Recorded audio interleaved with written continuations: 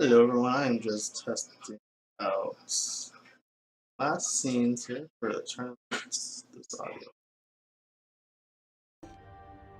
Yeah.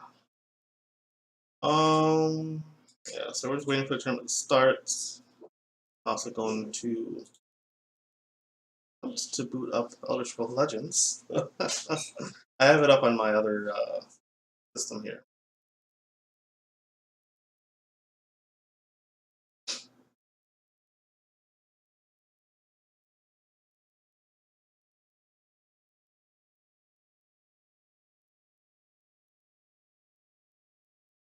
Let me see. Cool. The other game is up as well.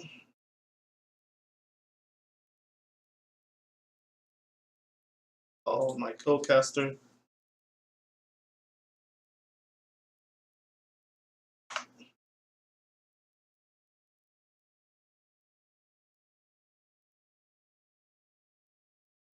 Sending friend request for the tournament, no doubts. Oh, let me make sure I get them all. Let's prep for the tournament scene here.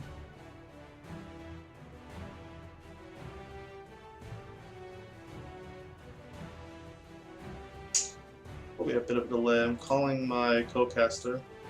Alright, he's setting up currently. So, and the tournament's probably waiting a bit too to announce it everywhere. Let's see.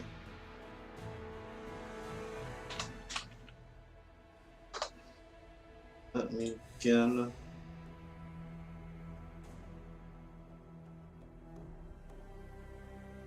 They haven't set the brackets yet. We have 26 players participating this time around. That's real nice.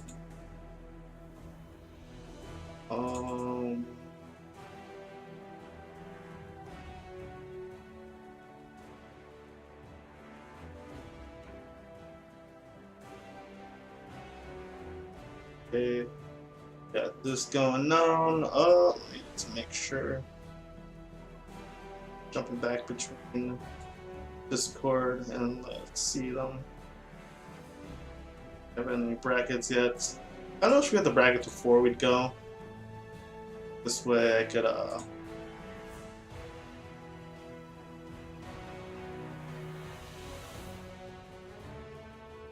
patient.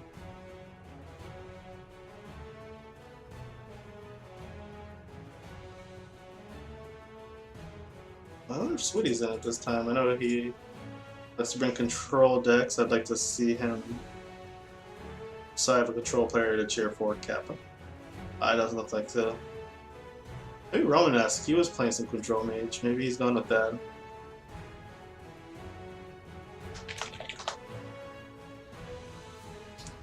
Alright, so let me see. So many icons to click. Alright, I'm gonna announce this on my Twitter.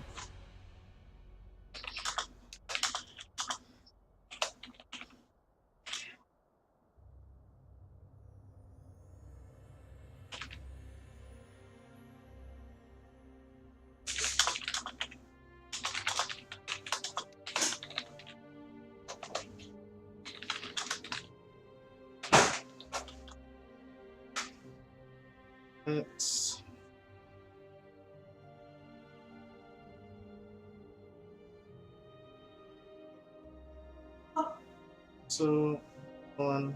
Oh my Jesus Christ. Wait just a moment. Oh, that was close.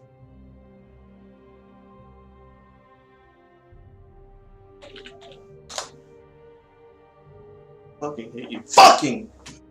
God damn it. Must you be loud all the time? Sorry about that, folks. Very frustrating when you're in the house of a lot of people. That's extremely frustrating. Not to. Like, there's no reason for it. They're on a fucking phone, they can hear you. Christ almighty. Now it's like ruining other people's. like other people. Maybe read a damn book in silence. Or cast a tournament. Where was I? I was holding for Al. It said 2 minutes, but he's from a different country. So I'm assuming that 2 minutes is extended.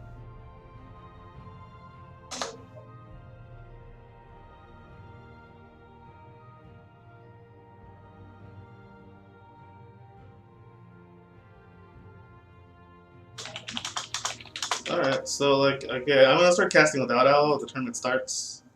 Our bracket's live. I can't wait anymore. I'll give him a call. Oh, he's back in time, I believe. Cool, cool, cool. Well, just in time. Nicely done. I like that. I'm gonna give him a call. My mic muted? No, we're good, good, good. Oh, alright. Catch that bracket. We find a match I want to spectate. Let's see. Do I have Angelo? No, he didn't add me. I was gonna go, oh, Turquoise Link and Don Illa. That should be a good one. Oh, do I have both? Okay, that's probably the first one I'm gonna spectate. I think I hear you, Al. Let me see my other one. Ox is E. Okay, so they changed the interface on the. So my emulator's interface is slightly different, folks. Oh god, I hate this change. Why? You alright, GymClass? Yep, I'm okay. Can you hear me? Oh, crap, you can't hear me. You can't hear me. They can. Can you hear me? I can hear you. Oh, splendid. They should be able to. Right now I'm going to hop into the Turquoise Link versus Don Illa game. I can. There's a stream delay, right? Yep, I'm streaming it right away. Ooh, they just started. Let me get those hands up. Ooh, goodness, what is this? Careful there, friend. Why is that showing that? Oh, that is a bit off, it would seem. Let's do it like this. Oh, I see, because of the quality. This main game needs to be reduced.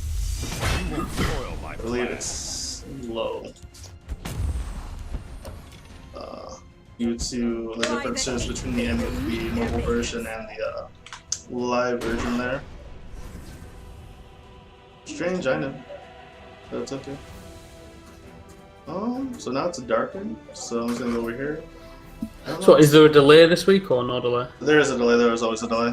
Anyway, folks, you can see it's Turquoise Link game. I'm just trying to see what's up technically. It was working fine earlier. Probably the update, I need to just adjust the clipping possibly. Wow, this is just extremely frustrating. Your orders.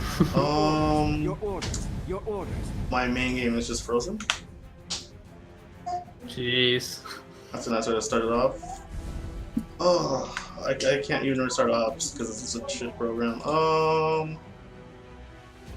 It's just not recording anything now. Behold my power. Now it's blank. You can't. Now it's working. Here's Link's. Here's Don Illa's perspective.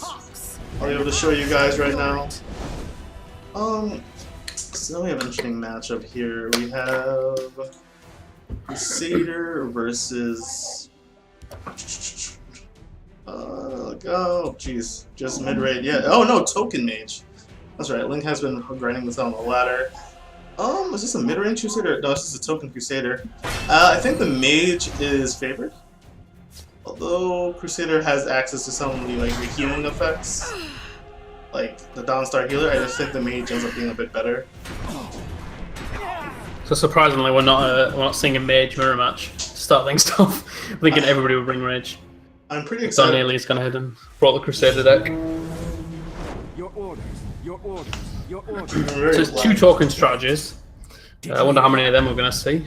But you can see already Don Illa's running out of resources pretty quickly, and Link's got a full hand, so as long as Link doesn't get like too aggressed and can control the board a bit more, then he should be okay here. Your orders. Your orders. Your orders. Alright, excuse the mute, folks. I'm going to try to boot the game up one more time. Yeah, I'm having a problem booting up the game as well. So I'll just turn on this, so you should be able to hear and see the game. Yeah, that looks fine. You can see that. And once the TESL launcher allows me to get the other game back up, we'll be rocking. I'll close this. Okay. But yeah, token versus token decks, that's actually really cool. And one, you know, I think token came up as to be faster than all the mid-range strategies. Also pretty good against Scout. Very good against Scout, actually. yeah. So I think, ooh, I like the Dawnbreaker on that. On that makeshift defenses. Yeah, I just love that. I love when like 0-cost cards get buffed up. Sweet rolls when they get the steel daggers and things. Yeah. It's always just so entertaining. See, this is the concern that Link had, like potentially getting out aggroed here because he has so many resources, but he's playing the defensive role at the moment, and thankfully he has that in prison to deal with the makeshift defenses. Otherwise, he may have been in trouble here, only being on 10 life. But getting all these value trades here should set him up pretty well. You'll see Donnelly probably from now on just playing the shadow lane. He's never going to want to go back into that field lane with 4 3-1s. So he's just going to try and get these last points of damage in and finish Turquoise Link off. Okay, so let's see. Oh, that's what was coming back up. It looked like potentially. Yep, so I can show both hands again. All right. I'd have to resize this one. So, oh, it shifted over here. Interesting. So that should be... Well, okay, that's because we're not in game on the main one. But I think we got the technology sorted out for the most part, folks. That's some awesome news. We gotta find a link. And May the ancestors bless us. should be able to show both hands again. Alright. There we go. You can see Donald out-effective. You can see Link's hand. Looking okay. Donilla has a lot of... Yeah, it's basically game over here. This is over. That's what he managed to do. He managed to... I'm not sure what prophecies Link's running. Maybe if he gets a javelin. It's only can't even with javelin. Yeah, there's no way. Yeah, there's no prophecies that would have saved him there. That's what we're talking about. He managed to get all the value in his hand. Look how many cards he had in his hand. Like 8 cards. Like over the long haul, he would have won that game absolutely. But Donnelly has managed to aggro him out, and then there's nothing Link could do about that. And that is that. And now alright, so now I gotta turn the sound off of this. That's game 1. So I went to Donilla. A nice token. I always found Token Crusader to be more bursty, while Token Mage is more kind of consistent damage. Yeah. I'd be interested to see what the sideboard in these games. I'm not sure what sort of cards would you think you'd be looking for in the token strategy to sideboard in against another token deck? Well, I'd say... Go ahead. I guess with your mage, you could go more mid-range and try to take in the prophecy cards. Yeah. This way, it'll help you erase them a bit. With Crusader, I'm not sure what you change. Crusader. Well, let me see something here. Right, so let me see. Do you think he texts in Arrow Storm? I'm gonna announce this on my to try and counter these tokens? Arrow Storm out of nowhere. You know what? No one would see it coming. So I'm checking the audio right now, and people are claiming it's looping. I'm not hearing a loop while I'm listening.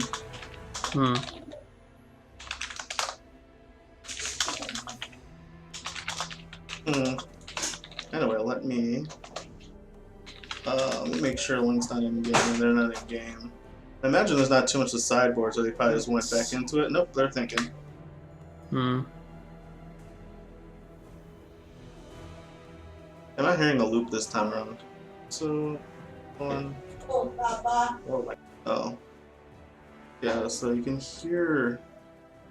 Chris, can I deafen? Can you hear me, Al? Cannot. Oh, there's background noise. Jesus Christ. Why is that? They're not using my main microphone?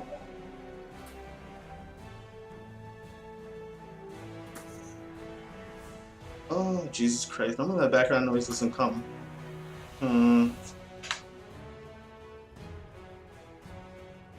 Make sure the game hasn't started yet. It has. It's a bit of a frustration.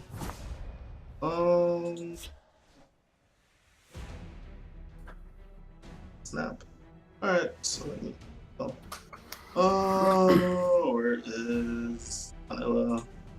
Right now, you should be able to see. Loading in game. Right now, you can see turquoise link screen. Alright, cool. Vanilla is loaded. So now.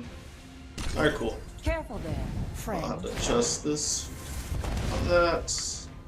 Alright, and then here that should be shifted over. Perfect.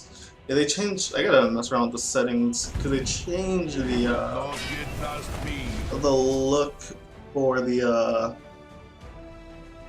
mobile version there that I have to use. Before I was just using like a modified version of the live version, but now I force to use like the mobile version on the emulator I'm running.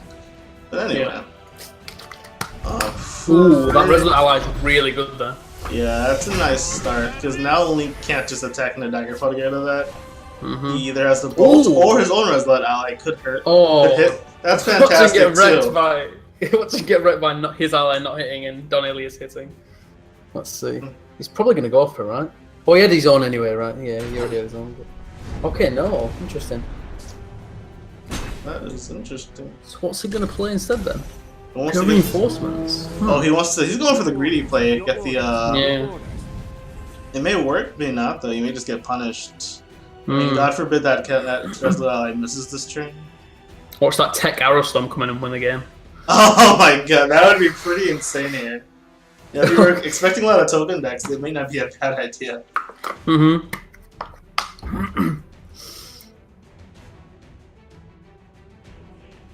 Alright, so if you're Donella, what do you do here? Let's see. Oh man. So very different. It's interesting he's not going for the Dawnstar healer. Here's a prophecy. A little Progress is always nice.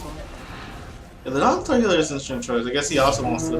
Like, neither player has the Divine Forever, but they're both going with those. But I guess the most. Ooh, Imprison's nice. Oh. That is huge. You probably won't use it here though, right? It's probably going to save it. I'll say for a pit line, yeah. Well, so you can Tome hit that, or you can go for the ally, would be great. There you go. Oof. So you've got the Magicka for it, so you might consider just using the Imprison here. Push for all the damage and get in and imprison it? It's a possibility. Yeah. Yeah, I think you do, yeah. Although I may end up getting punished for that for the pit line coming down, I don't have an answer, but he's in a pretty good spot here. Yeah. Like he's controlled the board enough in the early game, and that now he can turn into the aggressor. And that prophecy, like dealing 4 damage every turn, is huge. So he's set up lethal for next turn now. Yeah, so Donnelly's gonna have to clear some stuff off. Yeah, so the pit line's not even great now because he's so far ahead. So let's see. Clan Captain. I've got you covered. Alright, he's gonna do damage. Let's try to heal past it. Does this work? Let's see. Put some out of range, right? 6, 9, 11. No, it still doesn't even put him out of range. He has to trade. He's exactly lethal now. So he needs to pray for a prophecy. Well, he needs to kill this Wardcrafter. I mean, he from his perspective, but he knows he has the tome, right? So yeah, it's interesting he didn't just kill off the Cloud Rust Illusionist with his 2/2. And then with the Divine Forever anyway, and then so you can Divine Forever boost all the creatures, or you save the Forever and just go for try to use the Lightning Bolt play. You probably just try and kill him without the Fervor, just so that if he does hit a Prophecy, you can use the Lightning Bolt to kill him instead, because the Fervor only gives him 1 extra damage, right? So there's not really any reason to play it. 14 damage on board, so you just go for the lethal. Hope he doesn't hit a Prophecy. Hope he doesn't hit a Javelin, and then and if he does hit a Javelin, then you have to use the Lightning Bolt on the Dawnstar healer and hope you don't die, which you probably don't. So this one looks like a wrap here. I believe Link. I mean, it's really. Let's see, who had the ring this game actually? Ooh, got the ring. Well, it will be Link had the ring, right? Yeah, because Donilly had 5 magical last turn. I believe. Let's see. Link had who had it last time? Was it Donilla?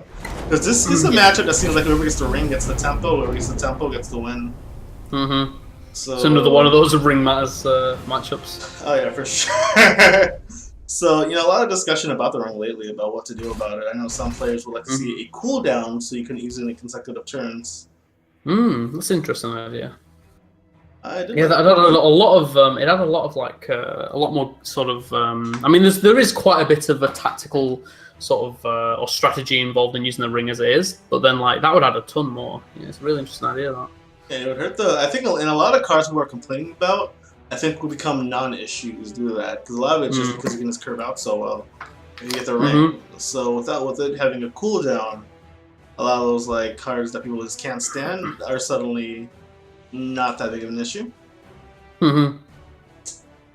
Yeah, it's a cool idea. That at the very least, I think I like the idea of people in tournaments saying that they make it so that you play if there's to do this they have to have a tournament mode, but the idea is that the ring would alternate in tournament matches, so that obviously every player, each player has an equal number of games with the ring, so or like close to equal if it's an odd number of games. So at least that way you can't just like luckily get the ring 3 times a series and then win because of it. So yeah, see, I think at the very least need to implement something like that. That's for sure. It's a bit of a hassle in a tournament setting when you have they are back in the game already. I mean, with these kind of decks, there's not going to be much sideboarding though, right? Yeah, basically decided all the sideboarding last game, I think. Yeah, it's like there's not much I can change. I'm just a token deck. Against another token deck, I don't really think I can get faster. So Link's got the ring this time, so GG. No, I'm just kidding. Let's see. Well, it's not far off that. It's not far off that. That dagger formation is really good here. I mean, no, let's see. He has the 1 turn off from that Earthbone spinner. Yeah. So you could just develop the Dawnstar hit face. I mean, it has to, right? It has to develop the Dawnstar. It's his only play. And this pit line's probably going to stay in his hand for a long time now as well. That Dawnstar here answering Rift Thane is huge. Yeah. For Tarif, I've got you covered. It's Ooh. Link can scouting patrol, pot out pit lion, and trade the Daggerfall favorably. Jeez, yeah, this game looks like, I mean, that ring, he just gets ahead, able to curve out like that. You can trade into the pit line though and draw a card, but I mean that leaves him with nothing on board, and then Link just has all the tempo. But I mean he's gonna have to do that play really. It's either that or he just, I don't know, throws down Earthbone spinner or something and tries to hit face. But yeah, he's just gonna go ahead and trade the pit line away. Only gets one card because he doesn't get the breakthrough. Yeah, only gets 1 card. It's a good job that bug got fixed. They probably would have got 0 cards. Yeah, for sure though. Oh man, that bug was so irritating. I actually hated it. Because I played so much Token Crusader, and then every game you played, you lost a card or 2. It's just so frustrating. Tilt for sure. I mean, I really have no idea how Donnelly gets back into this game now. He's got, I mean, there's no, unless he does run that Tech Arrow Storm, there's no way for him to deal with all these 1/1s. And then he's just always going to be behind from now on. We can see that Ring of Magicka showing why it's so powerful. I mean, it's going to be able to clear some of these North Firebrands. Okay, not clearing all of them. Interesting, he only plays 1. He wants to Forever next turn and get a favorable thumb, perhaps, or take the 2/2 out. But, he's possibly saving the second Firebrand to use with pit line as well. Ooh, missing that ally. Missing both. Just playing them out for the sake of tempo. Would have been nice to get both, but I think he just wants to just keep pushing his lead. I think that's correct. Yeah. Let's see. Donnelly drawn the Cloud Rest. Not immediately impactful. Holy sh! Nike's resolution is different now. This is mobile. I gotta find a different emulator. Alright. It's like he'll clear a few units. Have you been streaming this whole thing on mobile? Well, let's see. The emulator I use is actually it was using like the desktop version, and after the update, it's set to use the mobile version. Which is there no way of changing that? I have to adjust that. I have to look into that. I was unfortunately unaware that it was changed that. Yeah. Well, let's see. I mean, yeah, the ring just makes this matchup, honestly. Yeah. That's it. It really does. It's a shame to see something like that in a game where, we sort of praise it for like not being random and things. Like just a 50-50 at the beginning of the game, deciding the game a lot of the time is really unfortunate. But just some matchups, it really is that important. So. Yeah, especially in these like aggressive token strategies. I mean, whoever gets the tempo wins, and that was Link. Because the problem is that there's not really any deck that you want to be going turn. You know, want to be playing on the play. Like, there's not really any situation where it's better to have the to not have the Ring of Magicka. Like, I mean, there's not enough powerful 1-drops in the game to make that relevant. So you just almost always want in the Ring of Magicka. Whether you're playing aggressive token strategies or ramp scout or anything, really, you want that Ring of Magicka. So like, you can ask controller without the ring, just so my opponent doesn't have it. Yeah. Like, people say, oh, it matters less, and it's true, it does matter less, but you still want the ring, which is a problem, right? They should theoretically be equal. Like, so maybe just making it 2 charges is the answer, but I do think they need to address it. Ooh. We get to see a little bit of Legate Ricker. It's a rare card, you don't see that often. Yeah, nice tech Don't there. really do anything in this game, but... Well, I'm not sure what Daniela's thinking, I mean... That's rough. At this point, I'm thinking, is he thinking, like, how fast can I press the concede button? Because like, there's really not much he can do from here. He can clear off lethal on board, but then there's still the double bolt from hand, so... Is there actually anything? Say he knew about the double bolt. Is there anything he could do to like stop lethal? Maybe with the 2 Dawnstar healers. Oh, he only has 1, right? He only has 1 Dawnstar healer. Yeah, I think he just is delaying the end. Yes, let me see. There's 1 Dawnstar, and that's about it. I mean, this was like a wrap, unfortunately. Well, so he can trade into the 3-1, the Auckland captain. He can trade into the 5-5 with his line. He can go face to 4, put himself up to 10 life with the Dawnstar healer, and then play Rift Thane. Does that prevent lethal? I think that does prevent lethal this turn, but it's delaying the inevitable, like you said. And he doesn't know he has double bolt either, so he probably isn't going to go with that play, but he may do. Interesting, he's playing that in the field lane. He's not blocking the Legate Ricker attack. So I don't know what he's going for here, but... Oh, okay. Interesting. Oh, this is a bit of a rough one. Oof. Behold my power. So he's just going to go full face. Interesting. Yeah. I mean, this is the best way to win, right? Because he's setting up lethal in 2 turns and hoping he doesn't die. He's making the absolute best play, I think, here. If he has got double face. If he trades into 5-5, then well, either way he dies, right? I think. Well, yeah, either way he dies. Yeah. He's made this play now to try and win the game, but unfortunately we've got that double bolt in hand. So. Yeah, that double bolt's huge. Oh, wait a minute. Oh no, he doesn't die. He's 1 damage off, Yeah. right? Yeah. He has 8, 11, 13. Yeah, he's 1 damage off. Jeez. Oh, watch him pull out the win from that position. He absolutely made the correct play as well. I love the play made. Can Don Ilya defy the will of the ring, goalie? Yeesh. Don Ilya's Lord of the Ring here. I guess so. What's gonna do? Let's have a look. So what can he do here? There's no way of... So what does he have to do? Does he have to high defend the Shadow Lane and trade in stuff? No. Oh, what does Link do here? 1 damage off. Jeez. That's a heartbreaker. Don Ilya. I wonder if Don Ilya I wonder if Don Ilya like calculated that and like calculated that he doesn't die to double bolt. Hmm. I mean, this way, I think he went for a play that he doesn't need anything for, you know, like calculate it all out, and this is probably the most effective way to go. Yep. Absolutely. Now, what does Link do in this situation?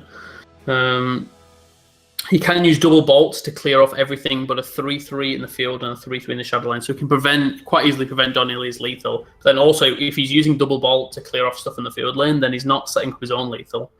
So he does also, not only does he want to prevent Don Ilya from killing him, but he also needs to try and set up lethal in his own turn as well. Yeah, this is seeming... Man, Don Ilya with the comeback. So it's not over yet, but jeez, this is looking like... Well, this is the thing. That's the thing about playing that. They're both run Dawnstar Healer, and then if you break all their runes early on in the game, you play the aggressor without the Dawnstar Healer. If they do manage to stabilize and then play their own Dawnstar Healer, like now Link can't heal with Healer really because there's only 1 rune left. The only way he can heal is with Rune Profiteer. So this is the thing. Like he's broke all those runes without playing them with the healer, so now he's just got no way of like getting out of range. So I think he does have to make those trades. I think he's just trying to calculate it from he knows he runs Divine Fervor, he knows he runs Auckland Captain, Raiding Party, so I think he's just trying to make it it's a really tough turn this for Link. Trying to just calculate it exactly so that he gains enough life that he probably doesn't die, but also sets up lethal. That's actually one of the hardest turns you can be playing right now, man. Mm-hmm. Let's see, so he's going for what? You go ally healer? Let's see. Steadfast. Alright. Nice, that hitting's huge. So now he can clear off the 5-4. It would if he hadn't, he probably would have lost the game there. So, and then he plays his own healer and hits face for 5. This is the kind of game I like to see. So now it goes over to our friend Don Ilya. So he's 1 damage of lethal as well, or is he not? Let's see, 6, 9, 12. If he played Divine Forever, he'd get 3 more, it'd be 15. Yeah, if 15. the Orc Clan Captain would add 17. 17. Yep. Yeah, he's oh That's my right, 1 off. Oh, this is ridiculous! So Don Ilya, Turquoise Link was 1 damage of lethal, now he's calculated perfectly so that Don Ilya is 1 damage of lethal. This is, it really is the top tier of play, this, right? We can't understand how well both of these players are playing this game. It's just been fantastic. And I think most players wouldn't have seen that line, but like very, very few players would have like made Turquoise Link's perfect line here. Like I think he really did. He did spend a lot of time thinking. I think he calculated his way out of a lot of situations. Like out of 2 sort of like a Divine Fervor plus like a raiding party or plus like a Orc Clan Captain or something like that. So I mean, I really like Turquoise Link's line. He just played this game perfectly. It sort of looks amazing because, you know, it worked out and it could not have done, but I think he went with the percentage chance of winning. So the highest percentage chance of winning. So what does Don Ilya actually do here? Forever, you can take out the Legate, Reich. You can take out his entire lane, field lane while maintaining yours. That leaves, what, like 2, 3... It's 2, 3, that's 5, 8 damage. So you'd be dead to even a single bolt. I mean, the thing is now, there's no way Don Ilya can prevent lethal and set up his own lethal next turn, I think. I think Link's been just enough. Well, if he breaks both, yeah, there's not... Yeah, I'm really seeing a line here. I'm looking at this. I mean, he has to trade everything away just to survive. Yeah. And then... how does he deal 18 damage? And then 18 damage plus whatever Link plays on top of that with the Brewing Profiteer and the potentially 3 heal from the Dawnstar healer. There's no way now. It was a really cool ending to this game, I think. Just the really high level play there was really impressive. But I think Turquoise Link's done it. And the Ring of Magicka wins out. The rings shall not be denied. But both players played those last 2 turns perfectly, I'd say. That is something interesting trade. Could have kept both things alive, I think. Either way. He can remove 2. Wait, yeah, 3, 6. So he's dead to the double bolt after all. Unfortunately. He just played around single bolt here, but... Yeah, but the legendary double bolt will claim another. Maybe he's running Dark Harvester. Or Night of the Hour. No, Night of the Hour doesn't do it, right? Oh, yeah. But Dark Harvester did it. Dark Harvester was the only thing could have had there. Yeah. He did get tier though. That's gotta be like probably the strongest prophecy in the game. Alright. Maybe Dark Harvester. Alright, and that concludes the series. Congrats to Turquoise Link. It's a fantastic game. That was an excellent game.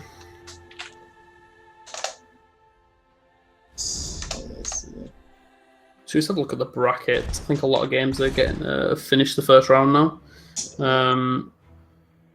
So Link's one out of there. His next opponent will be Nicholas Lima. And then Romanesque went out against Angelo. So he's playing against Pincus Platypus at the moment. I may have maybe to check the Romanesque game out. Let me see if I have both players here. That was exciting for his game. Well, they're not in game yet. Alright, cool. So that's probably what we're going to spectate that game. We have both players. Oh, yeah, I think that's the game we're going to go for now. Ooh, wait. ITNW versus Atronaut. Yeah, I was going to say, yeah, let's get in and watch them. New plan, guys. So we're watching Atronaut versus ITNW. Should be quite a ITNW he's in my stream a lot, and I know he's a really high level player. And then obviously Atronach was a winner of the tournament a few weeks ago, and he's also a really good player, so it should be a top game. That.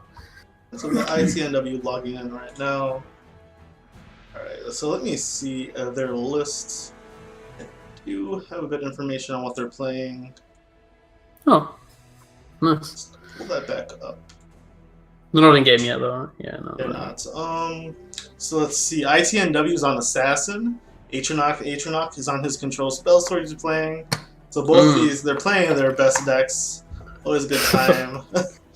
Nothing. That control spell sword, since you and Atronach have been working on it together, it's just taken the ladder by storm, man. Everyone wants to play that deck. It's so nice to see people play your deck, and you're just like, yes! I know, right? Yeah. So, of course, I might have a little bit of bias rooting for Atronach in this game. Just a tad. So I'll root for ENW then, and we'll even it out. There you go.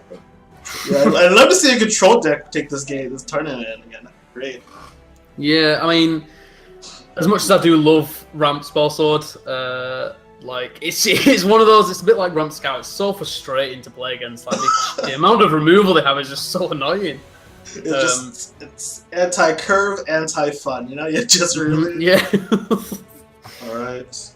So I see up there in game. We are going to be specking them shortly, folks. So where is that? How does the Ramp Spell Sword against Assassin matchup go anyway? Remove everything, crush the late game. But Temple Assassin can be insane. I think this can. I mean, he's on the ring too. But a rough hand didn't have a play. Luckily, having a turn 3 play. We don't see an execute from Atronach either. So he does have the Mummify. He does, yeah. He's gonna have to end up using it this turn. To try and prevent that turn. What do you think you save it here to use for something else? You may just want to tree mine or get the ramp going. Interesting. He's thinking about playing it Shadowline. Oh no, there we go. Yeah, just run out the tree miner, defend your thing, get a little bit of healing. Not the most relevant bit, but hey. Well, he's preventing this Royal Sage from doing anything, which is nice. Yeah, definitely playing around with the Life Lords there. That's good.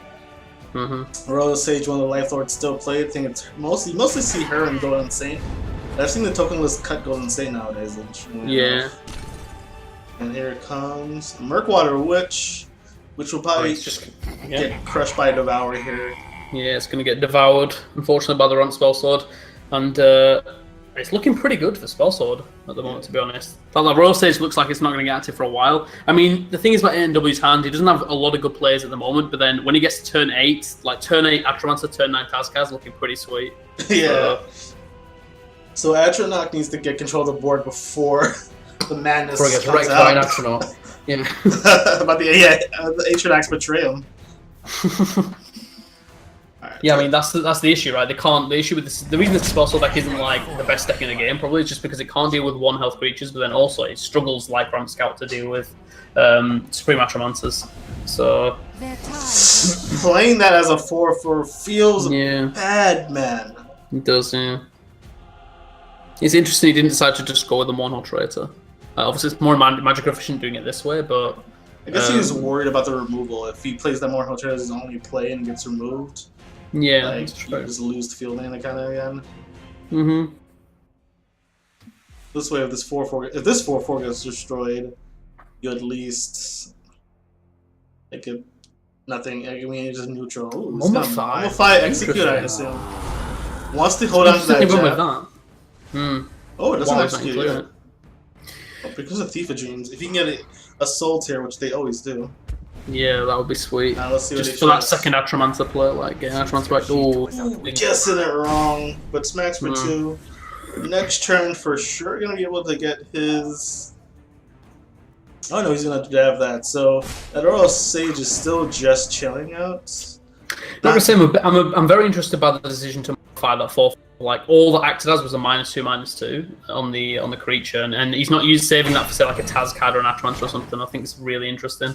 Alright, so now ITNW gets to develop a nice floor to having 2 8/8s because he can run out the Mournhold Trader as well. And Atronach doesn't really have a play. And ITNW is playing around the Dawn's Wrath potential. Or he just probably going to end up being you definitely play on Dawn's Wrath here. I don't think there's any reason not to. I think he's probably going to end up having to Soul Tear into Treeminder, but he picks up the Edict, so maybe that's better. It's a nice way to remove the Mournhold there, giving you a 2/1 in the shadow. And you just gotta chill. Just deal with that now buffed up mummy. I mean, he does have Manticores in hand, so he's gonna have answers when it comes to Atromancer turns, but next turn, like Daggerfall Mage, Royal Sage seems really strong, and he has no Dawn's Wrath to punish that. So if he does end up edicting the mono traitor, he can just go Daggerfall Mage, Royal Sage into the field lane, and then potentially do tons of damage. Then the following turn is Atromancer, and the following turn is Tazcad. I think Spellsword honestly just can't deal with that kind of pressure. That is just too much. That is just a little too much. That's unfortunate for his control sword there. Alright, so he's gonna bring back the Tree Miner ramp into Manticora. Definitely a smart play there. Yeah, I think this is better actually. But it prevents the 4 damage this turn, and then can hopefully like just try and start taking control of some of these lanes. But like Manticora into Manticora, and then use removal. But again, like the Manticora isn't the best answer in the world to Atromancer. Like you deal with the Atromancer, you deal with the 5/3 potentially by guarding it up, but they still it costs 1 magical more, and they still deal 4 damage to face and have another 5/3 in the other lane. So exactly, there's just not a good answer other than like Odoving. There's no good answer in Spellsword to Atromancer. You just pray you hit every prophecy from here on out. But this is the interesting thing. I mean, Astro into Tazcad. I mean, I think the Astro you can recover from, but the Astro and the Tazcad, it's gonna be a rough one for sure. He's gonna be punished for not using that, for not saving that, punished for not saving that Mummify as well. When Tazcad comes down, like it's such a good answer to Tazcad's Mummify. I mean, what did Mummify do this game really? It prevented like 4 to 6 damage. That's all it did. When he could have, and he didn't. I mean, if he wanted to prevent damage, then why didn't he execute the shriveled mummy when he could have done like in the previous sort of 4 or 5 turns? He never executed that. So I think maybe just javelinging it earlier was better than Mummify. But so I was thinking about not even playing Manticora here and just Edict Knight of the Hour perhaps. So you can't really Manticora. Well, he could Manticora the field lane and then still take another 6. That's definitely a possibility, but I don't know. He's probably taking too much damage at that point. Like I really don't know what the line is from Astronaut to win the game. So looks like he's going for the Knight execute boy, Knight Hive Defender play. Yeah. Let's see here. I mean, this is just such a rough turn for Atronach. He's gonna get punished if he does go with the Knight of the Hour play as well. He's gonna get punished by Tazcad. Alright. Because Tazcad's just gonna go ahead and eat the Knight of the Hour in the field lane. Alright, so this is a pretty solid play. I think that was probably pretty good. So the Atro's not gonna be the worst thing in the world now. Do you think maybe you just play Tazcad instead of Astro now? You could crush through the Hive Defender and the smack for 8. Yeah, like you push 8 damage either way, but this way you don't just lose that mono traitor to the Hive Defender. I mean, what are you playing on now? If you're ANW, you're probably scared of Dawn's Wrath. So again, I think it's possibly better just to go with a Tazcad. Yeah, Dawn's Wrath's the only thing that really Atro has. Yeah, that's fine in the Overblood. It's nice for a ramp, but it's not going to get you anywhere soon.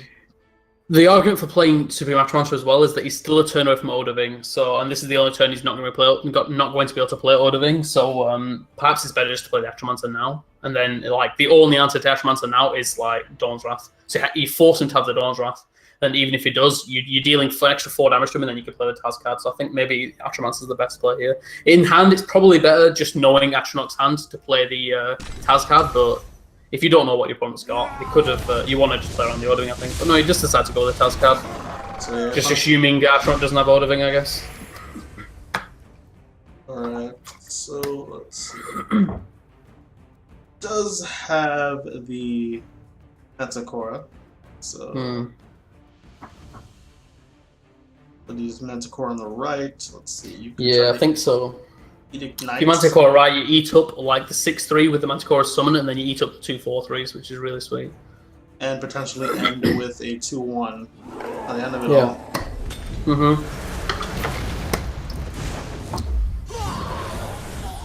So he's going to take 8 damage here, and then he's just really hoping to draw the. I mean, they're still out in this game. Astronaut, I don't know how many. No, ITNW just top decked another Astro. So he's going to go Astro this turn into Astro next turn. Yeah, there's no way, right? Feels bad. So if he Astros this turn, he puts him down to 5, and then they top decks like Dawn's Wrath, they can still possibly win. If he then top decks Odoving. Well, I like the Fireball Leaf Lurker line actually. Because that just puts him like at 1. Yeah, they're losing that one, and then you go Astro into Astro. I mean, healing's just not enough. Yeah, I mean, the only out now is Odoving, and then he can just play Atromancer anyway. So yeah, this is. I'd like to play a lot actually. There's no way he loses the game in this way. So there's actually no way. And let's see top decks Oda, which he does not. This one looks about over, unfortunately, for the control spell sword. Yeah, do you think? Just about. Yeah, man, that is feeling a little off there. Damn.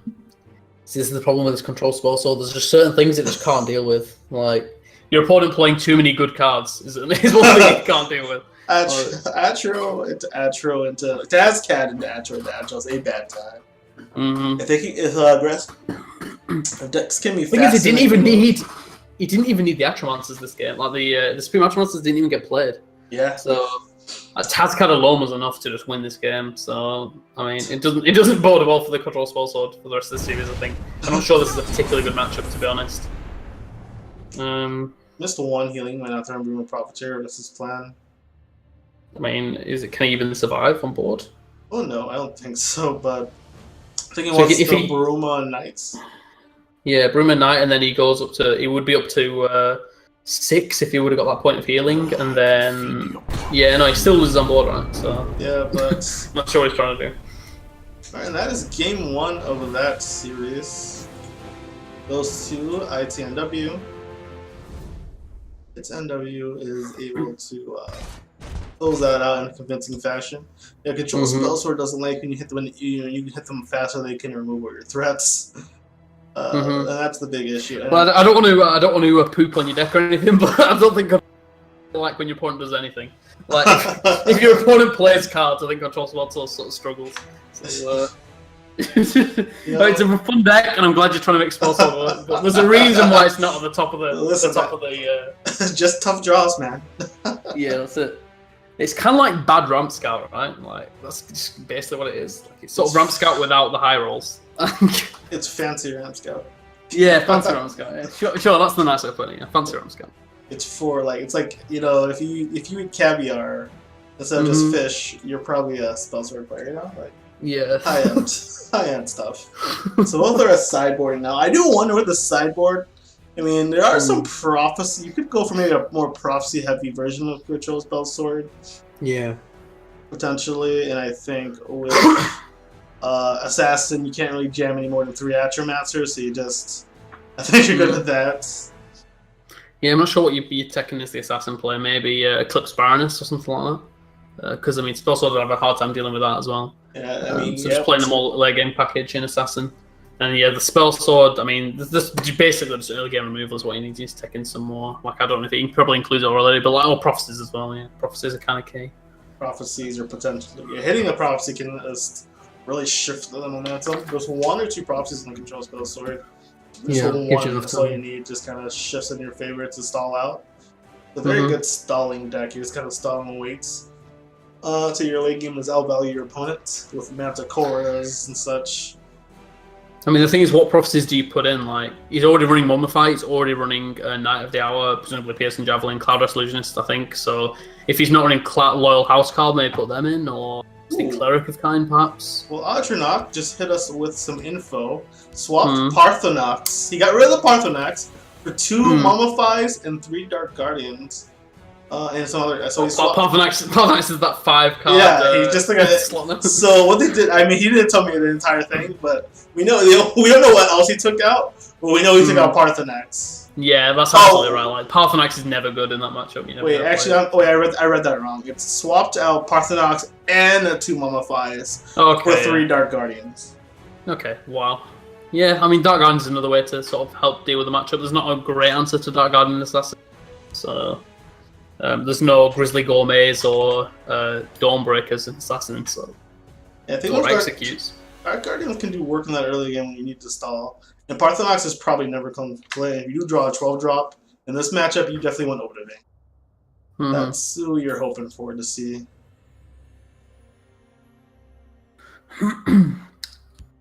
So yeah, I wonder if ITNW's sideboard does consist of Eclipse Baronesses or not. Now, you probably do include them, right, just to help with the control matchup. I suppose. I mean, I think you like the hit them hard and fast strategy. Do you think that you prefer that to playing like having more value creatures? Maybe, yeah. Potentially, I mean, with Explosive having no draw, because Baroness is annoying, as you can potentially be aggressive and keep up good enough ammo. So yeah. So that's, I mean, that's the problem. You can actually outvalue them because their only draw typically is from the runes. Like, it sounds weird, but is the Goblin Sculpt package with the 3 curses and 3 sculpts like even good in the spell sword matchup? Like, are there not better 2-drops to be running? Like, I mean, a lot of the time that'll just be a 2/2, right? Which is obviously you just get executed. It's not like great. Like, how often are those curses really that relevant? I mean, they do work well with Leaf Lurker to remove like Manticores and things, but I think there's better cards you can have in the matchup than Goblin Sculpt. Goblin Sculpt's really in there to win the mid-range and aggressive matchups. So, if you know your opponent's playing Ramp Spell Sword, then. Although you know your opponent doesn't run much early game, and when they finally do get a unit out, first Leaf Lurking it can just be devastating. You know, them getting rid of a Hive Defender is pretty huge for this. Yeah, Hive Defender. Yeah, I mean maybe just the synergy with the Leaf Lurker is enough to keep it in the deck. It's just on turn 2, it doesn't really do a huge deal. You kind of just want it later on just to get those curses. Like a turn 5 Leaf Lurker with the curse can it's just basically a Piercing Javelin with an extra 4/3 tagged on, which is huge. Yeah. So. The Control Sword needs to get value out of its guards. On accounting, it doesn't really run as much early game. Yeah. And it doesn't have the way to draw into other options. So it needs when it throws down a card, it really needs it to get some kind of value. Just getting Leaf Lurker and hit your face anyway and develop the board. It's just an insane tempo play that Spell Sword has a hard time dealing with. I mean, again, no Ice Storms, no. I mean, Downdraft is a thing. But at this level, I think a lot of players play around that, so getting a quality Downdraft can often be hard. Also, Downdraft's your only real answer to Astro outside of a Old Daddy Dragon. So yeah, this is Assassin's a tough matchup. They're fast, but the best mid-range matchup I think is definitely against Sorcerer. I've found to be the easiest to play against. I suppose because it's weird. I'm getting a spectator bug. It's telling me they're in game on one account and not in game on the other account. So they're showing they're in game now. Okay. Right, so we're gonna spectate H-Nut. We're gonna go to on that. We're gonna go to ITNW here. Spectate. No, it's making me challenge him and not be able to spectate. Now I can spectate him. Well, there we go. We got the Dark Guardian, that tech card coming in already. Hey, that's pretty big. Can't see ITNW's hand just yet. Yeah, yes, I can. Ooh, let's see. He has more Hole Trader's nice, but it does get traded. It does trade with the Dark Guardian. This is it. Like Dark Guardian's already we're gonna see it do some work here. I mean, that's what he's got a really nice combo as NW. The Mono Traitor and Brotherhood Slayer work so well together because if the opponent manages to kill the Traitor, then you've got that Slayer to get the completed contract off the Guardian. But Dark Guardian here is just going to do so much work. Dark Guardian and Dark Guardian into Lydia. That's actually a very relevant early game. Yeah. Damn, he's got a much stronger early game this time round. He has learned from his mistakes. He's learned to draw well now. Let's draw this time. But he did tech in the Dark Guardians. It's a card we've talked about before. I'd say it's something I like in my variants because I really like having a big body. And with people not running Executus anymore, I mean, it's just I throw those down and they sack their creatures. Yeah. All right. So will Queen come out this turn? Probably the Murkwater Witch. Yeah. He wants to develop, start generating. It's possible it just plays Thief of Dreams instead. It's nothing personal. Oh yeah, Contract does allow the Thief of Dreams, which is probably the better play. Always going to go for the Witch. See, this is it. I said this might happen. The Eclipse Baroness has been teched in, presumably by NW as well, just to try and give him some more value in the late game. And presumably he's keeping that contract to play Baroness on turn 7. So let's see. Or even earlier, if Astronaut trades into the Mono Traitor, we can get it possibly on turn 6. So yeah, he's going to have to stop and get in that contract. Alright, I like it. Jamming that. With the Mournhold Trader, so we can probably take out the Mournhold now. And then Lydia or Hive Defender, having some nice bodies. He's just drawing all these guards to stall off for that late game now we were talking about. So now this game looks like he can potentially go the distance there. And Soltaire's He's nice. got some big butts in his hand. Yeah, Soltaire. So even a Soltaire Lydia is going to be pretty useful. I mean, the only thing is, like, if you look at NW's hand, like, because of that Baroness, he's got actually a lot more value in it, and the Thief of Dreams. Yeah, let's see, Thief of Dreams. And this is a pretty important thief. Oh, it hits. Ooh. Catching the Soltaire. That, my friends, is rough. Oh, that's nice. It's by far the most useful one there, I think. High Defender would have been pretty sweet as well, but Dawn's Wrath wouldn't have been that useful, I don't think. But yeah, Soltaire, damn. So he tosses up Lydia, hitting which lane. I'd go Shadow, because Lydia can't attack cross lanes. So I disagree with the lane placement there. Yeah. Lydia been unable to attack. No, so you might as well play it in the lane where he's going to trade into stuff, right? So yeah, especially with the Cloud Arrest, maybe if he ends up hitting you, you can maybe something cheeky. But alright. So ITNW, looking at his hand here. The Queen, Eclipse, a Contract, Brotherhood, Soltaire, Warcrafter, Harpy. You smack for 5, and then what you develop? I guess you just develop maybe. There's no Dawn's Wrath coming your way. The fun of the lane board, but you still want to. It's a good job. It's a good job Astronaut prevented that second contract earlier on, or this will be an Eclipse Baroness turn. Yeah, that would have been big. Let's see, maybe Wardcrafter your 5/5, smacking the Lydia. Yeah. I think I like that, and just play the Queen Baron's Ire out as well. Oh yeah, exactly, and then I think that's pretty solid. Then one's being threatened for 6 damage, potentially 11, because they can't. Yeah, 11 damage because Lydia can't really do much because she's on the other side. And you just go all Shadowing with those, or do you think you go? Oh, interesting. What's he going with it? But he's attacking instead, so is he gonna develop the Brotherhood Slayer this turn? Potentially. I mean, I can see the attack there, considering he can use Warcraft for next turn, or even just use Brotherhood Slayer out. Yeah, there's no way for Control Spell Sword to like execute things for Leaf Lurkers, and there's no way for them to deal with 1 health, 2 health creatures. Like it's all hard removal for Spell Swords. So yeah, I don't think this is necessarily a bad play. Like against a lot of decks, you'd want to Warcraft first there, but then there's not really any reason to against Spell Sword. Ooh, Odin. Odin's nice to have, but not doing much. So you're probably just gonna run out the Hive Defender and chill. I think use the Soltaire here on the Dark Guardian, perhaps. I think you just save it to try and like use it with Lydia or something. Yeah, save it. Yeah, so technically, in theory, he has 2. Ooh, Leaf Lurker. Pretty relevant here. You know, Leaf Lurker, the Lydia out of your way. Crush the Hive Defender with your 5 damage creature and 2. Smack for 6. If he doesn't end up going with that play, he's going to get really punished by the Dawn's Wrath. Oh, true. I'll play on Dawn's Wrath. Or even his Baroness, that's just equally annoying. I think he's going for the... Isn't that too bad by Dawn's Wrath? I mean, he will be losing that, Okay. He smacks. The Prophecy, though, would be pretty devastating here.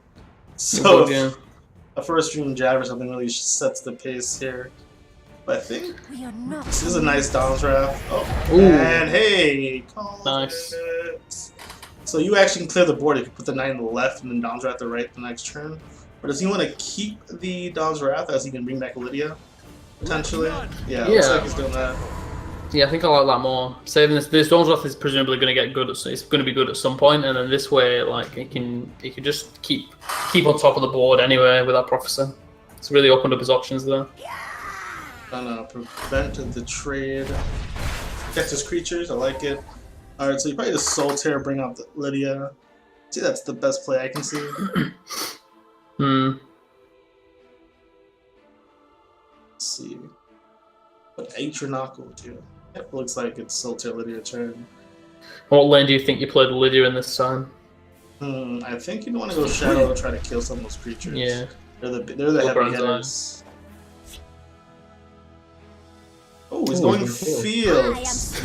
I guess he wants to funnel his opponent into the Shadow Wing. That's what he wants to do. He wants He wants ITNW to play his creatures into the shadow lane so he can get a quality Dom's Wrath off. Imagine, let's see. Yeah, I guess not. Like I said, he's just continuing to try and play into Dawn's Wrath, or set up a better Dawn's Wrath. I mean, I can't really say anything but just playing the Baroness this turn. Like, Yeah. surely the Baroness is fine. Baroness and Jill seems like a good play. If you draw anything that costs, if you dig deeper and draw anything that costs 3 or less, you can play it with the contract as well. So. Slide over to ITNW's point of view. A nice little mobile screen. I'm gonna have to see if I can find another thing, but let's see. Throws out the Baroness. Let's go then. My time is Picks up a precious. Skulk. 0 cost Skulk. Anything more annoying that a turn 1 Skulk might be a 0 cost? No, turn 1's the worst. Not Turn 1's the worst. worst. Well, 4 more worse. As I Yeah, he played Shadow Lane, so that Dawn's Wrath's not good either then, I guess. Is he going to trade in kill Lydia here or not, do you think? Let's see. That's a good question. I think Lydia cannot attack the Queen, right? So he can only hit so Queen's safe, so he doesn't necessarily need to kill her. And I don't think you mind, and then you can just hit. So when he hits the 4/3, you hit with your 5/5, so it lives. So and you get to keep a 6/3 on board as well as a Skulk. Yeah, this Cloud Dust here is huge. I mean, if he wants to play turn 11 Odoving though, he's going to save his Ring of Magicka charge and only play a 4 Magicka card on turn 8. But it's so good here. It lets him clear up that Leaf Lurker for free and then still like block off all his creatures. Yeah, let's Lydia hold the door. Let none defile our Ooh, he runs out the 3/3 attempt.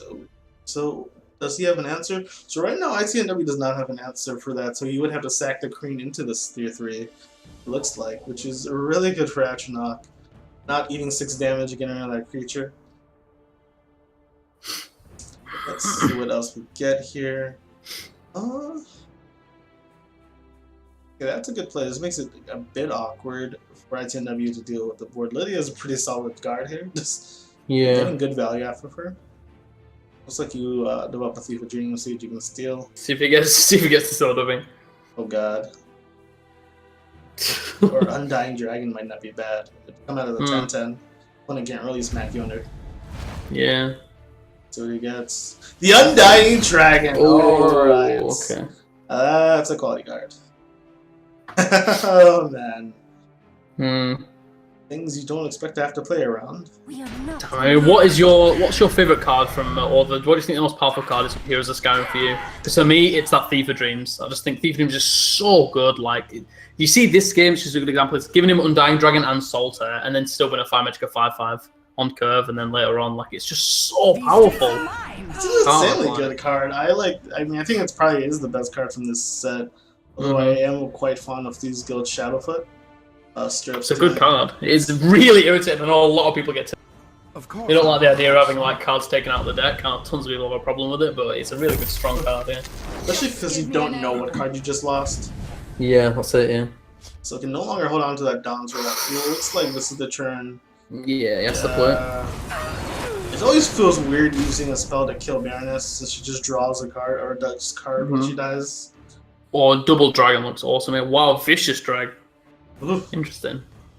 Is he playing that to play around his Groves? Yeah, I guess he takes it in. Strange that it's really strange that just keeping that card in just for his Groves seems really, really weird to me. Typically want to kill him before his girls come out, you know? That's right, yeah, exactly, yeah. I mean, maybe he's just putting tons of late game into deck like Odoving or something, but like to try and compete later on, but I just don't think you can. It just seems really odd to me, that. Well, but the Double Dragon here is huge, like. It's nothing personal. I thought he'd go Sheer Points, trade, get the contract for, and then play the 10/10. Oh god, so now you gotta deal with the 10/10 Dragon. So well, he's got a nice answer in hand at least. Yeah, the Manticore is huger. I'm not sure I like playing the Solitaire yet. If he would have gone instead with the Vicious Dreg and just like, I don't know why he's got that card. If he would have just gone instead with the Vicious Dreg in the Shadow Lane, then Manticore wouldn't have been the best answer to this, this Undying Dragon. Top decking Edicts are really nice here. Lets him keep his Manticore for other threats. And let's see, ITNW getting the Royal Sage. Let's see, he go Share Points into Royal Sage, or he just go throw down the Baroness. Yeah, I like the sheer point. Unfortunately, yeah. Into Royal Unfortunately, it's Sage. not got the Magicka for the Expirinus Royal Sage. So. Yeah. I like that, because this way you just reduce the healing he's gonna get. So another thing about the Thief of Dreams and Eclipse Baroness, they don't die to ordering, and lightning bolts and things, which is huge. Like even this ordering looks like it's just going to end the game for Atronach, but then like if he plays this Eclipse Baroness out next turn, then it still doesn't even die to it. So he's still got like 5/1 on board. One key thing in this matchup though is, see, since an Atromancer didn't come before Oda didn't come out, that is a bit nice for the Spell Sword, being able to breathe a bit easy. Mm-hmm. Ooh, Ward lethal charge. That's just an amazing roll. I know that ward as well. Damn. My Not the goodness. exact keywords you wanted and what you wanted. Oh, that's so good. So, on this episode of problematic cards people don't like, we have Royal Sage. Well, actually, he can Manticore the 4/1 and trade in a little bit. And he has a 6/6 on board, which is nice. But, my goodness. That is something else. And he has another Manticore, which is nice. Yeah, so interestingly enough, let's see. You throw out the Baroness, you punch for 4. Yeah, just throw out Baroness first. Well, you probably hit with the sheer point first, actually. Yeah, he hits the Baroness. And you throw out the Baroness, see what you get. Let's go then. But then Manticore is solid. Let's see. He gets a Harpy, which I guess he can use to run the trade, but does he really care about that trade? I don't think so. Yeah, I think you just let it. You just give up on that bad boy. I mean, you can either try and play on Dawns, or try and play around Manticore, but I mean, sorry, Manticore Ordering. Like, I think at this point you just sort of play. You just ignore Dawn's Wrath and just play the Vicious Drag. Like this Vicious Drag. Like, well, the Hisgrove was just top deck. So, Holy value, Batman. Not losing to Hisgrove today. I mean, this is exactly the reason why it's in the matchup, and even now it's not that good, right? Like, even in this situation, like Vicious Drag and that Hisgrove doesn't really matter. Like, how imagine if that card was like a pressure card. Yeah, just anything. Like anything else in the game, that card, like if it was a decent card on curve, he could have been like winning this game. But he's just not. He's had like 4 Magicka spare for a couple of turns now, not playing that card. So yeah, not having the Mystic Dragon would have been really cool, even though you're not going to get off a Prophecy. Ooh. But there's the Atro, but it's irrelevant here. In fact, Atromancer's detrimental as it just dies. Yeah. And the board. See, if he would have played that Vicious Drag, last turn, he could have used the Bolt Drag to trade with Manticore and dealt 5 to his face, and things like that is how you win the game. Like, just being so patient with that Drag. Like, I just don't understand it. Yeah, you don't want to try to kill him before. Like, if he's getting if you're worrying about Hisgrove, you're gonna really have a bad spot. You know, like you're already behind. I know, yeah. It's just I don't get it. So, like, it's not like he's sort of taking in for other matchups either. Like, he's played one game and then used the sideboard, so he's deliberately put it in for this matchup. Maybe there's something something we don't know about Atronach's list. Like, maybe he's running some other random support, like Gold Brand or something. But all right, so here's the 6 damage. Now I believe which is another nice guard actually. Here comes Oda Daddy in the field lane. Yeah, and that is getting to stable, but one thing Assassin does have is reach, so never truly safe from them. Cliff Races, Lightning Bolts, Astromancers, Ancana, tons of reach. 10, 4 or 5 damage cards there. Tazcad, oh my goodness. Boy, Tazcad, yeah, it's 11. Jeez, so many cards. So you can just curse away that 6/1 if you really wanted to. That'd be a bad idea, but let's see what he draws with the I'm not sure I even like playing the Harpy last turn either, because like he could have saved the Harpy for the Odoving, and then like playing it last turn dealt 2 damage, I suppose, but like the only way he got punished with the Atromancer there was Odoving, so I'm not sure if the Harpy was correct either. And see, now he's playing out Vicious Drag, but like it was so much better a couple of turns ago. Absolutely, and now it's probably just now when you see the Hisgrove get played, your heart just breaks as your opponent. Let's see, so Devour is really nice here as well. Let's see, that's it. So you can go Naha, Believe, maybe just a Tree Minder or Devour. But I think, yeah, so he's going to Tree Minder on the rights. Those are 2 big guards you got to defeat. Naha, Believe. Does die to a Leaf Lurker if he treats like the Skulkin. That's it, yeah. Well, if he had exactly cursed Leaflet, oh, he hit there. That's really interesting. I'm not sure why you would do that. Like, you win the game if you just like he's trying to win next turn, I guess. But I think he's scared of all the reach. He feels he has to. Really nice. Yeah, I think he's a bit fearful of the reach, and wanted to play around that. He's just going to try. He's thinking about Javelin. I mean, Devour has the sort of similar effect to Javelin anyway. Like, Devour protects the stops him from getting any damage through to face. So he hit again. Really interesting there. Really just wants to end it as soon as possible. Next turn, yeah, he's trying to end next turn. Just commendable, but if ITNW hit another prophecy there, he could have been in real trouble. Yeah, I mean, that Harpy be able to trade into your 6-2 there. Alright, and don't forget the Royal Sage for 2 mana. Royal Sage, okay, so Thief of Dreams, let's see. There's a way he wins here, right? He curses the Manticora, plays Thief of Dreams, Royal Sage, Field Lane, and then if he rolls charge on the Thief of Dreams, he wins. Yeah, that sounds about right. Let's see. You play Thief first and see what you get, I guess, but nothing he gets is relevant. Yeah, nothing. Is it a 1 in 7 for Lee? Is it a 1 in 7 to win the game? Is that what he's going for? There's no better player, right? He's playing it Shadow Lane, right? I mean, I'm not sure what you're going for if you're playing it Shadow Lane. I mean, you just sack your creatures to not leave at this point. And you don't have like even playing it Field Lane and like getting guard on the Royal Sage, like even then, like that's better. That's still okay because you don't die next turn. So I really disagree with playing the Shadow Lane. Yeah, I'm not sure why you would. Playing Shadow is a little tricky here on the counting. Yeah.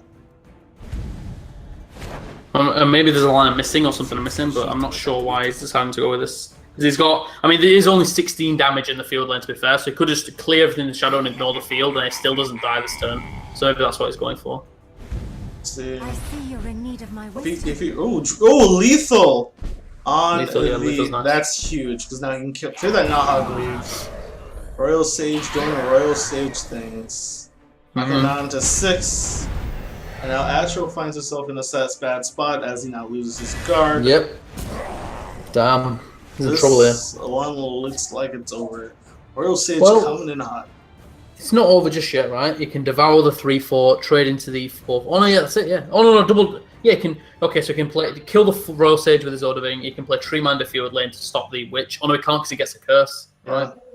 Ah, damn. So oh, he could. No, there's like devour the 3/3, trade, and then double his Treeminder. Oh yeah, that's it. Yeah, that does it, right? That's your line. Yeah. Yes, then let's see if he notices it. I think he saw. I think he sees the line. Yeah, either way, yeah, he can devour the 4/4. Play double Treeminder and pray now.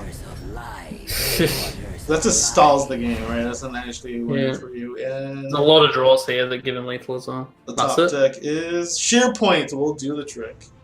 Damn! Oh, Atronach deciding to go with the slightly more aggressive play, set up 2-turn lethal, may have cost him this game. I can see what the line was. Like, eventually you are going to lose the assassin, but maybe you went with it too early. Yeah, I think you wanted to stabilize a bit more. Yeah, so unfortunately, Astro is knocked out. Rip Spell Sword. Is that right? Yeah, it's a 2-0, yeah. Oh, yeah, Spell Sword, no! It was a good time. It was the best of times. It was the worst of times. Alright, let's check out those brackets. Ooh, okay, so we have a Link versus Kassadin, and they're already a game in. With, looks like Link's up 1. So let's see, we also have Faraday and Romanesque, who look like they haven't started yet. Do I have both of these players? Let me... It's a really strong quarterfinal lineup. I mean, there's a few people that aren't like too sort of well known or whatever in the sort of previous rounds, but now a lot of these people are. So in the quarterfinal, there's Faraday against Romanesque, Link against Turquoise Link against Kassadin, and ITNW against Oland IJF. And then I'm not sure I know too much about him. And then there's Skullcrush against Kavaldar. So a lot of known players there. And Skullcrush is 1-0 up against Kavaldar, and Turquoise Link is 1-0 up against Kassadin. So. Alright, so I can't see. I don't think I have Faraday. So I think we're gonna look at Kassadin and Link's game. So when they start their game 2. They're not in, right? No. They're not. So I'm looking at them both right now. We're just kind of waiting for those to continue.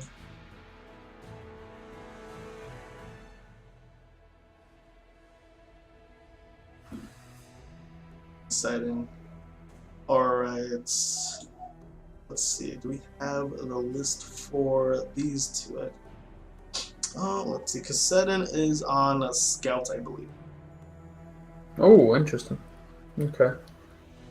And Link was I on know token. Link's on the aggro token mage. Ooh. So that could be interesting. I know Kassadin likes to play some interesting scout lists, so there could be an alternate here. So this should be exciting to see what kind of list he brought up. I know his scout list from the Sunday tournament was pretty insane with the curse package. Yeah. Well, we're going to sort of a battle of two titans here, because we know Link's like sort of unquestionably one of the best players in the game. He's, you know, everyone knows him from his streaming things and playing in tournaments. And then Kassadin won the Sunday tournament, didn't he, Bradford Sunday tournament? So he's sort of on a high from that at the moment. So see if he can win back-to-back tournaments. That'd be pretty nice for him. That would be insane. He would win both of those. Yeah. I'm not sure anybody's done that yet. I don't think anybody's played in back-to-back tournaments and won it in like the tournaments they played in. So I don't remember that. I don't recall that happening with anybody. So any tournament actually, so that's pretty cool. See if he can do it. He's got a tough opponent with the Turquoise Link though.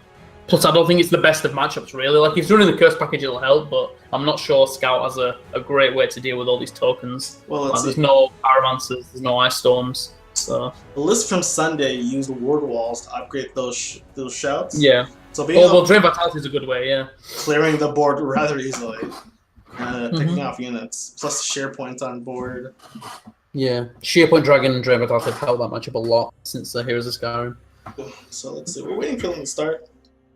Should be an exciting match. Unless the game glitched and it's not showing us, which is a very possible thing. I've learned about this. Let's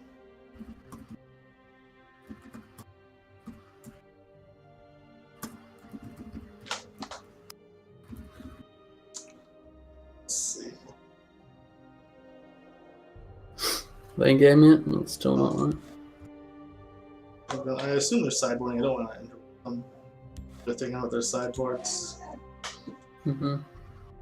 Just having a look at Romanesque game at the moment. Since first game against Faraday, Romanesque is on a control mage deck, it looks like, and then Faraday on mid-range sorcerer, I think. So I think mid-range sorcerer has a really nice matchup there. Depending on whether he runs like Wrath of Sithis or Atramancer or sort of cards like that, like the matchup can go from like pretty good to really insanely good for the mid-range spell sword. It's sort of praise and control decks, like its specialty is praying and control decks. Test something. Alright. Still not in game. Kind of Pokemon. He's sideboarding. Probably just actually run over to Link's stream and see what's going on. Yeah, he's streaming the game out, so. Let's see what he's. Looks like he is in sideboard. Oh, he messaged me back. And yeah, so they are sideboarding still. I went over to Link's stream.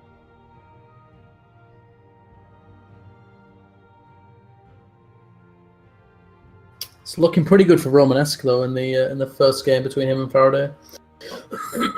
Alright, they're about to begin Kassadin versus Link. You set that up. Kassadin, and I will. Well, okay, it's glitching on us. Again, so I'd hit this. That. Alright, so Scout versus the Token Mage. So this should be interesting. As I pull that up. Ooh, Blood Magic Lord. Hey, buddy. Haven't seen you in a long time. A long time.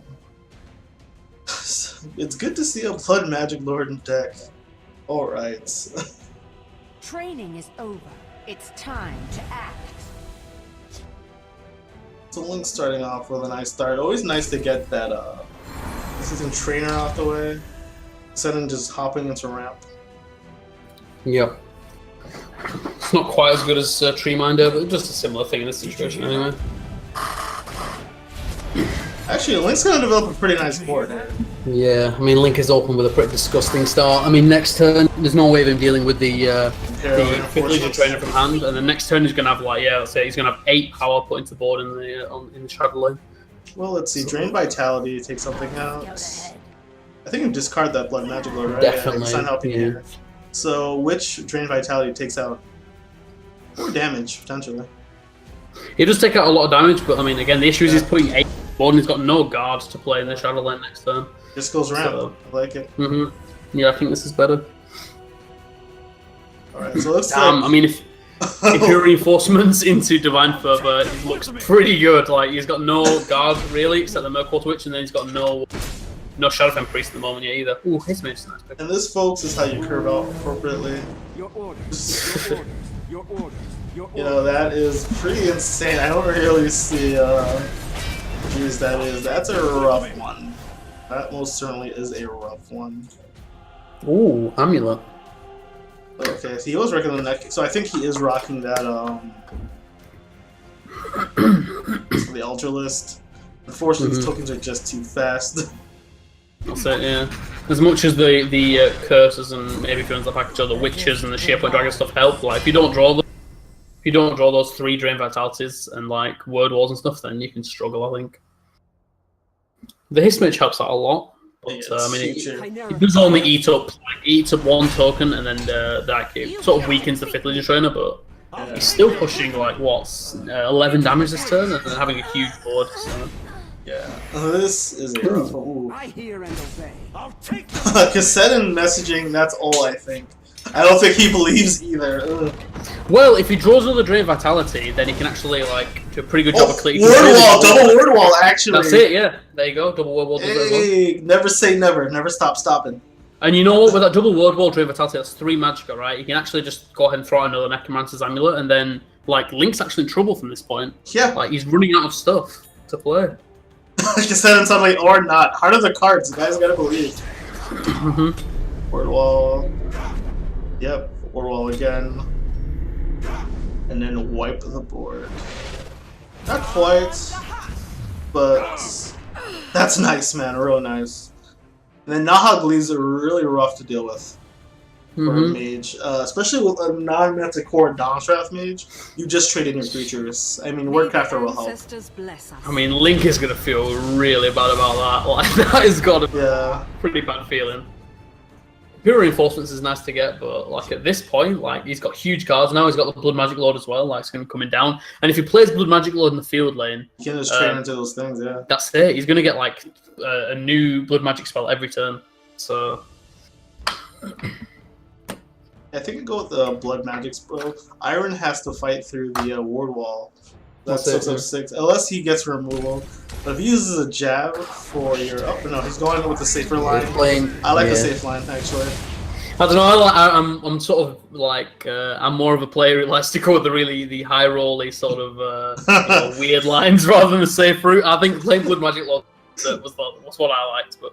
Like next turn, playing double Blood Magic spells pretty sweet. And it's very unlikely you die, I think, from hand. I don't think it's possible to die from hand, so... But he does go with a safe play. It's probably more chance he wins this way, but I just think getting that Blood Magic Lord out last turn was maybe the best time he could have done it. So absolutely. It's only going to be more pressure from here, from Link's hand. So he's running the Barbus as well. That's like infamous Token Crusader tech card. I love that card. It can be a charge, it can be a guard, it can give you another card. I mean, the issue is it's not good at doing anything. It's not good at value, it's not good at guard, it's not good at charge. But its versatility is up there, right? So that's nice.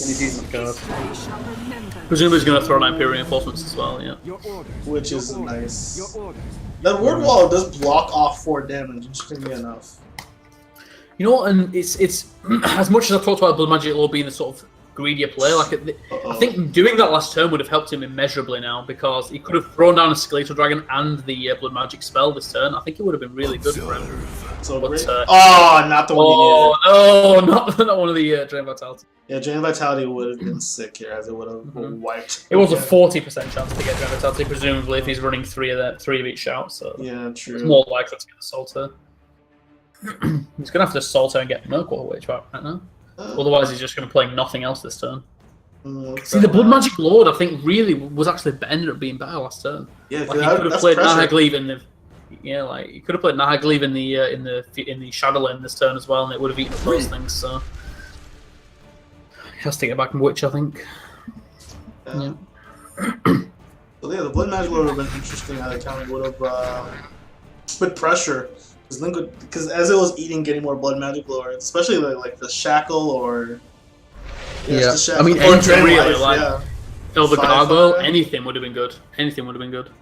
So now his Iron stays on the board. Looks like he sacks the 5/4. Yeah, I think it ended up being quite a bad misplay, to be honest. Like, he's going to get a lot of life back from these creatures dying, but like he's running out of stuff in his hand to deal with the Link's threats. So, and the things about these word walls, they do absorb some damage. They're sort of healing effects, but they're not clearing damage off the board. Yeah, staying on the field. So Blood Magic Lord was the play for sure. Yeah. So now you really don't have a play. You I mean, you can't go guards, right? You can't. If you go guards, then you're just going to lose. I think in 2 turns. I think you have to go Blood Magic Lord and hope to get Shackle, and then like hopefully keep getting Shackles. I think that's the best one. Let's just keep cycling Shackles. Yeah, I think if you go the Dragon and Tree Minder, he's going to win in 2 turns regardless of what you do. So, but I mean, well, you can't do that, right? You can't. Yeah. Oh no, yeah, you can. Yeah, 11 magic can. Yeah. So I mean, if you could do that and then play the Blood Magic Lord next turn, but I just think like. This is the turn you go for it. Like, there's not any spell except basically any spell keeps him alive.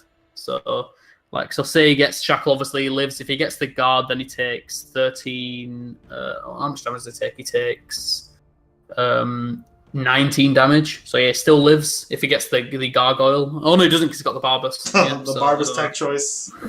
I suppose the Blood Magic Lord is only a 1 in 4 chance of living, whereas the Skeletal Dragon means you probably live next turn, but. But for like, what? I'm hoping to top exactly. I mean, you're gonna have to get the Blood Magic Lord into Shackle at some point. So I suppose you might as well do it now. This is the best chance to win, I think, if you do it now. Like, but yeah, I just think he should have played it earlier. But I mean, I really think you have to play it. Otherwise, you are almost definitely going to lose 2 turns. Like maybe what he's going to try and do is play the Dragon out, play the Tree Minder, and then get back Nahagleave, and then maybe like try and win that way. But like getting back in 9/9 guard is pretty sweet. But, it's looking pretty grim. So he's just playing to survive and not playing to win. So that's kind of game there. I'm not seeing. Yeah, not seeing it. And this is the thing, right? So I mean, people say, "Oh, they did get the Nahagleave. It's nice." But this is the thing about people say about Hearthstone or this game and stuff like, "Oh, it's a card game. There's a lot of luck involved and stuff." And there is luck involved, but like one minor decision, like an incorrect decision, like I said, play this game fine up until that one point. I think just making that slight error of judgment, playing a little bit too safe, ended up costing the entire game. Like that's huge. You know what I mean? Like just making that slight, like playing the wrong sort of big creature, like ended up. Like, so it's just. Really is like a really tough game to be consistent and win. This is why we're talking about Kassadin winning like back-to-back tournaments. I think the reason why people don't win back-to-back tournaments in this game is just because it's so difficult to consistently like be top-level players. So many little micro decisions that have such a huge impact. Right. So is there any way he lives here? If he plays Blood Magic Lord and gets Shackle, he still dies. Sure point. If he gets the, let's see, nice. I think he's really screwed here. Oh wait, if he can... You just throw that away, right? If only he got like another Drain Vitality. Sure point. So it's a 9/9, right? So he trades in there, trades in the Witch, and then he deals 8 to his face. He deals, he's way too much damage. Yeah, so I think you have to go Blood Magic Lord, Shackle, and I don't know, like, hope you get a prophecy. I just don't know. Blood Magic Lord and chill. Oh yeah, no, you go Blood Magic Lord into Raise Dead, and then hopefully get a Blood Magic Lord again, and a Skeletal Dragon, and then Shackle. That's the play, right? I think it was Blood Magic Lord and hope to God he had something nice. Yeah, you have to hit Raise Dead to win. With the Blood Magic Lord, you have to hit Raise Dead. So I think you go with that, and then try and get Blood Magic Lord, and then it's one from each area. So Blood Magic Lord, and then makeshift defenses is the best one to get, and then Shackle. I don't know. There really isn't. I don't even think it's out. This game's over now. Anyway. Yeah, I don't think there's actually any physical way he can survive. Unless he's running Prophecy Dark Harvester or something. But... Yeah, that Blood Magic Lord play, that was such a crucial turn. If he had played that, he could have got a good 3 Blood Magic spells out of that. That's it, yeah. It didn't really matter. At that point, it didn't matter which Blood Magic spell he got. They were all good. And then now, later he left it to get Shackle. So. Now you will see And it is Gargoyle. That is not enough. Nope. I don't think anything was enough, really. That's it. Link's going to take it 2-0. Defeated. Link is making his way through this bracket. Alright, a nice 2-0. And we see Romanesque in the other part of this half of the bracket, won against Faraday 2-0. So it's going to be Romanesque against Turquoise Link, which is a pretty big name matchup there. And the other two quarterfinals are still going on. That's an exciting game, actually. So if I try a little spectator of that, let's see. This is a group excellent game. Turquoise Link versus Romanesque. Kassetin expressing not so happy about the opponent's deck there. Well, I mean, like, what is there not to happy about, right? Like, Link, it's not like Link's brought this sort of unfun, you know, like mid-range mage or mid-range sorcerer or something. Like, he's brought a pretty fun deck. You know, he's brought the token like aggro mage. Like, you know, if you don't like playing against that, and you don't like playing against mid-range, and you don't like playing against Ramp Scout, like, what do you like playing against? You know what I mean? You can't complain about everything. Yeah, I mean, I think token mage is just meant to beat Scout, and it's just fast. Yeah, that's it. It's designed for that matchup, and he got rewarded for who he queued into, and that's it. So. Yeah, sometimes there's the luck of the job, but there's also the luck of the who you queue into, because sometimes you just counter into like an ideal match. And you know what? In games where he may not have, you know, he may not still sort of realize that the line took up was, you know, incorrect or whatever yet. But if he watches the VOD back and stuff, like in certain games, you get destroyed by, you know, Royal Sage or Goblin Sculptor or something. There's nothing you can do about it. But then in that game, like, I think he would have won the game if he made the correct play. So you can't be unhappy with that, right? If you misplay and lose the game, like, you can't be blaming the deck or blaming anything like that. Like, that's just the way it goes. Like, nobody's perfect. Everyone misplays, and then if you misplay and lose, then you deserve to lose. Like, that's just as simple as that, right? So. Oh, there we're. Let's have a look. So, are we just going to wait for the Romanesque Link game then? Let's see. Who's playing? Let me check these brackets. Romanesque Link, ITNW is playing his final game. Halvadar, spectate Halvadars. Do I have the other gentleman added? Skull Crush potentially. Let me verify. I know I have Halvadar. Sure, if not, we can just look at Halvadar's side of it all.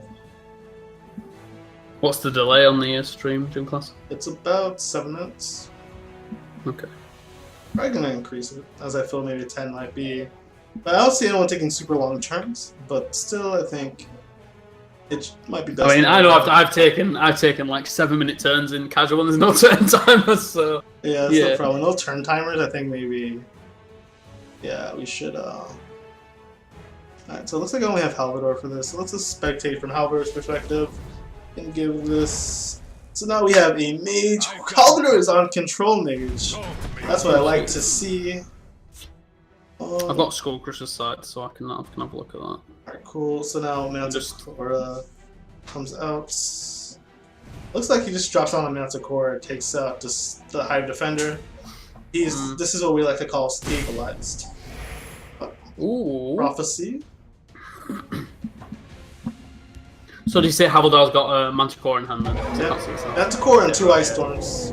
Well, he can do 4 damage to him now with the because Skullcrusher's got a Firebolt in hand at the moment, so he can Firebolt the Manticore after Halvadar's Manticore comes down. He can Firebolt the other Manticore and then hit first for 4. And then, I mean, the issue is there's 4 damage bursts in this deck, right? With Supreme Matromancer and Bolt Prophecies. He's already used Ankano, so there's 4 damage bursts. So you need to put someone to 8 to have a chance of winning, really, from like double lightning Bolt Prophecy or something. So, and unfortunately, you're only going to be able to put him down to 9. So it doesn't ult as an out for Havaldar at this point. Looks like Link and Romanesque. I mean, for Skullcrush, sorry. Looks like Link and Romanesque have started. So okay. Going to hop into that game as it's the beginning of the series. That's nice to watch a whole series. Alright, so it's a mage merit. No, well, but we have a control mage. So Ice Tone's really devastating for token decks. Yep. So that's I mean, good. Yeah, it's a really good matchup, I think. I think Link is really going to struggle, to be honest, to win this one. Yeah, with a healthy amount of prophecies and all around just a good wave clear, I think Control Mage is a bit favored in this matchup. They like to go against aggressive decks like that. A little distraction might prove useful. I'll take them with me! You can't defeat us! Link does have control of the board. Ice Storm does come now, and it will wipe that Hyper Defender out. I mean, the thing is, he's got the double Ice Storm, right? So Link's probably going to play the Imperial here and then get punished by the double. Oh no, yeah, he's just got East March to try and draw something else that's playable. So I mean, Ice Storm isn't even amazing here, so he probably won't even end up using it. Might want to save it just in case Link plays out tons more tokens in future turns. It may be better just to use Fireball, Lightning Bolt, Execute to clear up the board here. Clears it up pretty nicely. Alright, so yeah, he's going to go with that. Yeah, that's a pretty solid stay. I mean, Control Mage is so much removal. It's very hard for these token decks to. So I wonder. I mean, people. Go ahead. I was just saying, I wonder if his sideboard includes making it possibly more mid-rangey. You get 10 cards, you could potentially go for more of a mid-range mage deck in. But yeah, some of the criticism people have had about control about the sideboard format is basically for that reason. GymClass, it's like the people playing mage and just turning control mage into mid range or mid range into aggro, or like just basically transforming mage into any of 3 variants. Like with the sideboard, it's really powerful. So I like that. I like doing that though. I like being able to just prevent your. Yeah, it's kind of nice. It's a lot of classes can't really do that. Like you can't turn Merit Battle Mage into aggro.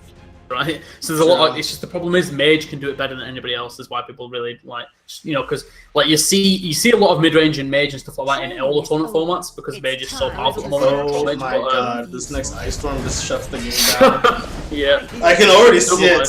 Oh my! I can already see it. If I was Control Mage, I'd be all giddy right now. Like, thank you. I mean, I still think Link made the right decision. Like, you don't play around second Ice Storm. You just assume they don't have it. You can't play around second Ice Storm with against a Control Mage when you're playing tokens. Alright, so now this game has been nicely slowed down. Romanesque. White in control. Gonna probably slap down that Manticora. So the question is, what do you tech in from Turquoise Link when you inevitably lose? You try to maybe go more mid-rangey. Yeah, more mid-rangey. Do you think you Dreams. throw in Atromancers? Oh yeah, Astro. Well, maybe. The Ice Storm, but Astro's still a devastating card. I think Thief of Dreams having that hard to remove body. Let's see if you could have 10 cards. Just see 3 Thief of Dreams, 3 Astros, 3. What else do you wanna? And it's assuming he's used all the cards to transform it into mid range. But yeah. You never know. I mean, I think that's a line. What else would you tech in? What would you want to transform into? Suppose, yeah, I suppose. Parthenax. Well, it's got that Solitaire for infinite Parthenax value, but... And now the Parthenax loop. Yep, and that is game. Can't really do much when you're playing against that Parthenax loop. So Romanesque... I remember when Heroes of Skyrim came out and I first got destroyed by that Parthenax thing. Like, I didn't even think about it. Like, with the first game I played, I think Heroes of Skyrim, I played against a Scout and somebody did that against me. And it didn't even cross my mind. Like, when he got, the shouts in his hand, I was like, what could he got? And then I killed his Parthenax thinking, it's fine. And then he just used that and I was like, what? And it was the first time I got introduced to that train and it was like, jeez. Like, that is so frustrating. Like, that is made Ramp Scout basically like shut out every other control deck in the game just because infinite Parthenax is unbeatable and so brutal. That is something else. Man, yeah, that Parthenax loop. It's fun to do, but I hate when people do it to me. Yeah, it is really fun to do, though. Yeah. Alright, so let's see. So it is ITNW against Havaldar in the other semi-final as well. So again, probably the 2 more well-known of the 4 players in the other half of the bracket getting through. So yeah, the final is looking like it's going to be a Romanesque against one of those 2 players. I mean, depending on what Turquoise Link brought in his sideboard, there is a chance. But I mean, for me, I've played this game for a long time, and the deck that always frustrated me to play against was Control Mage. When you're playing an aggro or mid-range deck, like just any sort of aggressive deck, like the Control Mage is just such a pain to play against. When everything you're playing is getting removed, Execute, Fireball, Ice Storm, Lightning Bolt, Piercing Javelin, Manticora, they just remove everything you're playing. It's just immeasurably frustrating. And then Maroc to steal your play, just to be a jerk about. Oh no, that's the worst thing. So you finally play your big threat, you're like, right, he's used all his removal, he just puts down Maroc and it's like, I must say, stealing a Tazcat always feels so good. Jeez, like- that is so good. Yeah. It's like things I needed a creature to remove your other creature. I know it's in that point. It's an 11-man to get 5/5, 5/5, and a 6/6 charge, and you destroy your opponent's 6/6 charge and silence it. It's like what? That's insane. That is so good. Tempo swing. I know. Jeez. But yeah, I don't know what Romanesque would maybe change in his deck. Maybe he just takes out Parthenax. I don't think, but it's like similar to Astronaut taking out Parthenax with his Ramp Scout. Ramp Spell. Sorry, the Parthenax doesn't do a lot in this situation, so you might as well just remove that card. Like, you're rarely going to play it, I think. True. Although maybe like there's a lot of sort of level thinking coming into play here. Like if Romanesque is thinking, oh, Turquoise Link's going to try and transform into a mid-range mage, maybe Parthenax isn't as bad as it looks. Like just being able to play that on turn 12 and then potentially have a good tempo swing with Unrelenting Force, or the what's the blue shark called? Fire Breath. Yeah. So I don't know. It's not dreadful against mid-range mage, I think. Alright, so they are in game now. Okay. Of course, another glitch on the friends list, but that's pretty easy to get around. So just fixing that. Alright, so round 2, boys and girls. Your orders. All right. Your orders. You will see. Here you can see both hands. It's okay to meet. By Alright. the 8th, they will meet their makers. That dagger fall. I hear and obey. Pretty all around simple game. By the 8th, they will meet their makers. So it looks like they didn't really spend much time sideboarding potentially. So Yeah. I do wonder what the sideboard plan, what do you try to target? I think Control Mage probably wasn't one of the targets. There's not really great ways to transform your aggro mage into mid-range mage. Like you said, unless he's using 10 cards to do that, like I still think the matchup's pretty rough. Yeah, I mean, I think it's just like, and you don't really specifically target Control Mage in your sideboard when you go into this tournament because you just don't think about them getting it. Yeah. It's not particularly popular, really, Control Mage at the moment. Yeah. Acknowledge. So this is a bit of a rough situation for a Link here. Romanesque. Probably gonna throw down a Hive Defender. Oh, A no. little distraction. Okay, I like this play too. There's a Ward Crafter, or just throwing the Hive Defender next turn. Let's see. I wonder if Link took out Imperial Reinforcement. Potentially. With him having like Hive Defenders, Ice Storms, and creatures that typically don't care about all the 1/1s. Yeah. Careful there, friend. High Defender's a nice pickup from Romanesque. Did you hear that? Being able to go Hive Defender in a matchup like this is pretty insane, actually. Yeah. Like that 3/3, not having answered the 3/3 is nice from Link's side, but then the Hive Defender just comes down and blocks it anyway, so. Yeah. And when you get rid of one Hive Defender, they throw another Hive Defender. Yeah. Pretty frustrating to play against 3/6s for days. That comes out of basically every single willpower deck. The Divine Feather's pretty sweet. Yeah, I wonder if he trades into the 4/3 to protect his 4/4. I think he does, right? Yeah, you don't want to risk getting blown out by a Prophecy there, and you might as well just protect your 4/4 creature. Absolutely. But then another Hive Defender Ward Crafter comes out. So that's a thing. Well, yeah, I mean, he sort of needs to top deck. Ooh, Undying Dragon. That's why I like to see. That's even better. You Really have needs to Javelin. answer that. And Yeah, Link can't. cannot with his current hand. So he's getting that 5 drain off, which is so frustrating. They try to smoke him down. He's going to remove a creature while healing for 5. Let's see. So the Iron. Debating throwing out the Iron. You take a look at. Yeah, so let me take a look at Link's graveyard here. Let's see if he's May the ancestors No, he's not. Yeah, he's just playing it. Or Yeah. 6/6. Might as well, yeah. Oh yeah, Scouting Patrol. Yeah, you do get the Scouting Oh. Patrol, which is it's not dreadful. Like 2/2/2s is pretty sweet. Yeah, the Romanesque doesn't have an Ice Storm, right? So. I hear and obey. I'm Careful just there, seeing what. Do you know what ITNW and Havaldar are playing or not? What decks they're playing? Yeah. Assassin and Control Mage. I mean, I don't want to sound too negative on Link's side, but it's not looking great, right? Oh, so this is the risk, sort of the risk that Link took with his lineup is that he doesn't run into Control Mage, and the risk that Romanesque took is that he doesn't run into Ramp Scout. And then neither Havaldar nor ITNW are running Ramp Scout. So I mean, it's a good job. I mean, Romanesque basically just he picked his deck perfectly, right? I mean, that and he got a bit lucky with not running into any Ramp Scouts so far this tournament. But I think if he did, he would have been in trouble. A lot of the Ram Scouts were scared off from the. Alright, so let's see what happens here. I'm like top decking a Barbas. Alright, I'm not exactly what you're hoping to see, but you do get some draw. Go and play the Barbas. I just love seeing Barbas get played. Barbas charge, do it. Nah, he's not going to. I want Barbas Daedra to get like Dramora. Insane lethal. Priest got a nice draw. Maybe find a jab. Black Dragon's not bad. She's pretty sticky to the board. Hard to remove with so much HP, plus he game fucked as a 6/6. So let's see. You still got 5, but you're also gonna run out the Barbas like a hero. Barbas is a 5-mana lightning bolt essentially at this point. Mm-hmm. That's 6 on the board. 5 mana 4/4 charge neutral. I like it. Pretty nice. It's just that not having the answer to the Undying Dragon has really cost Link this game. Like if you had the Javelin to the Undying Dragon, like he would have been in a pretty decent spot.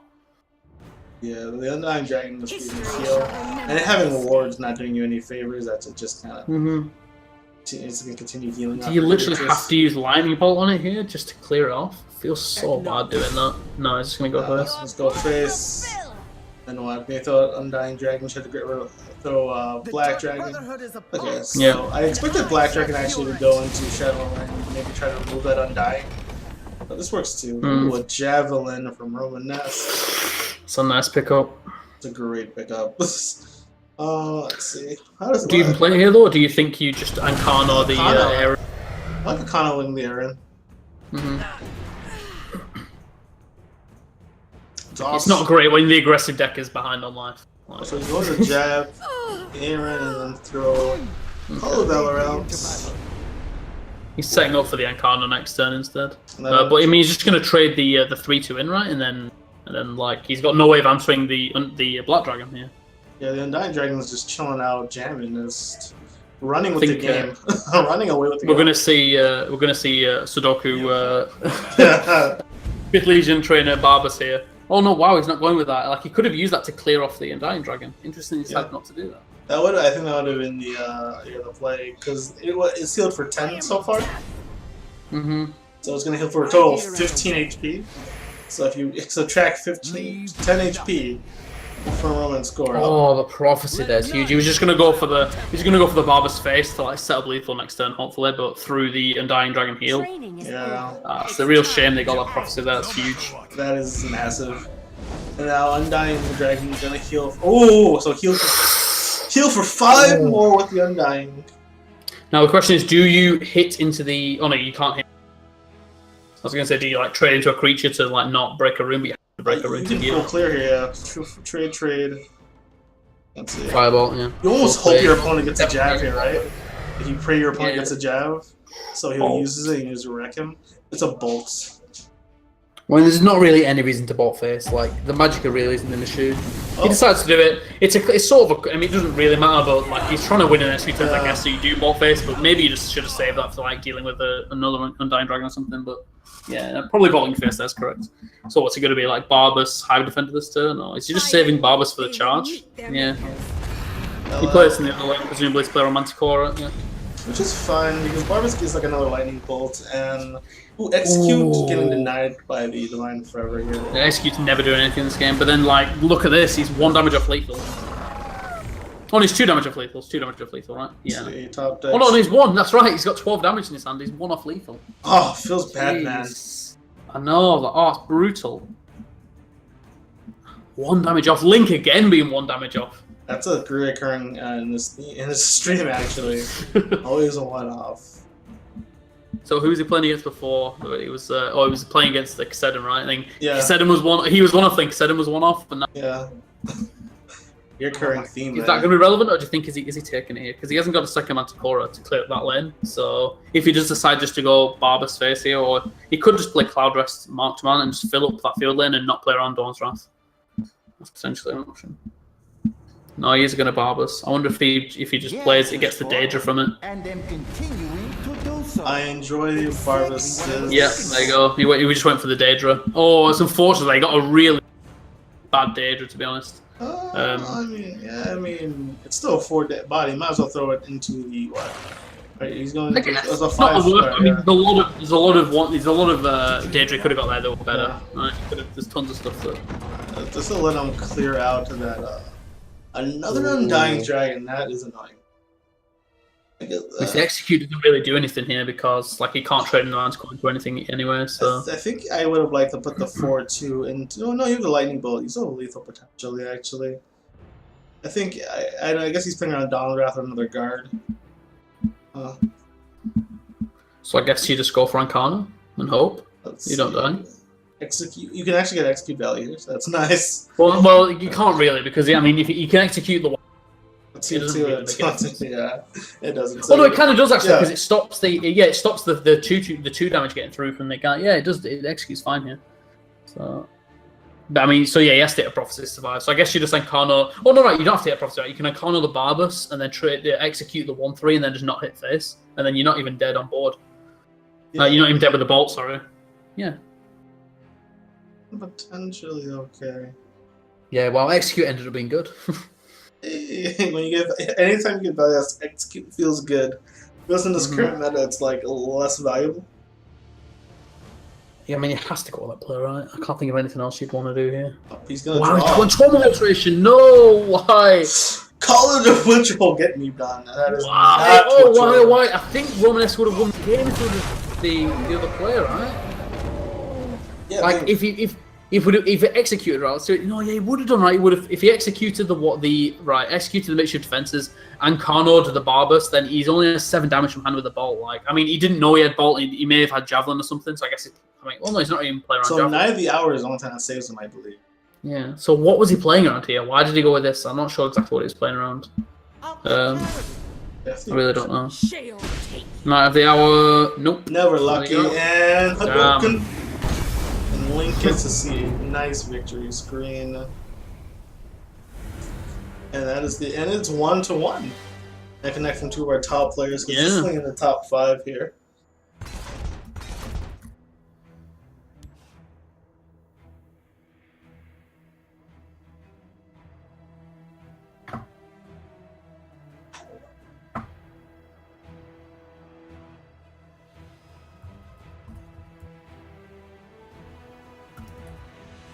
Let me look here. Let's begin the sideboard. Did they just hop into game?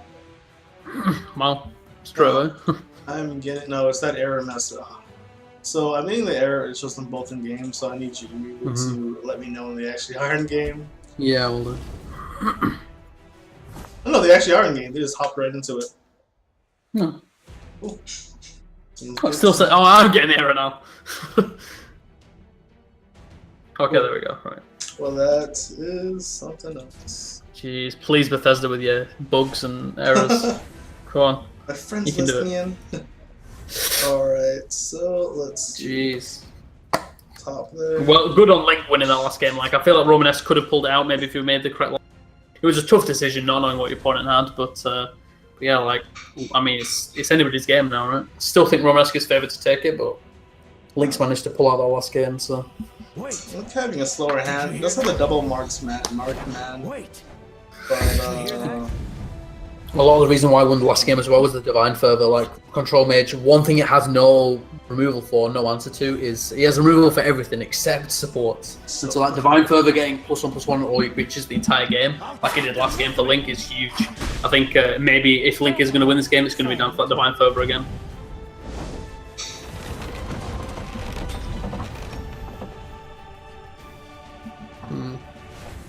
Alright, so looks like a Hive Defender comes out this turn, right?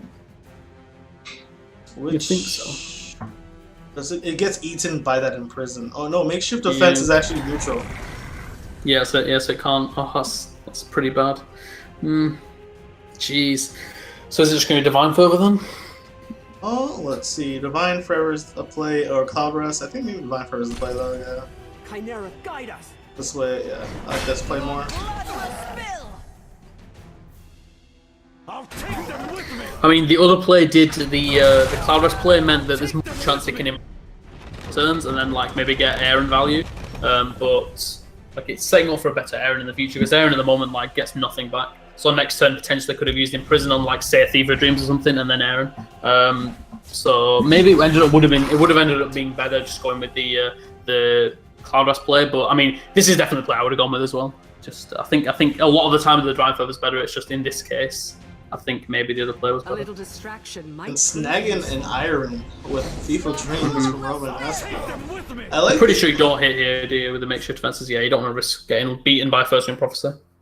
So what do you do as Roman? You can go for the Ice Storm here, clear that up in the Fireball next turn. Or, yep, Ice Storm. You need an Iron next turn, actually, get your Ice Storm back, which is great on this matchup, and then Fireball this creature out the way. Behold my power. See? That's another Execute. 7 Hydrophant coming out.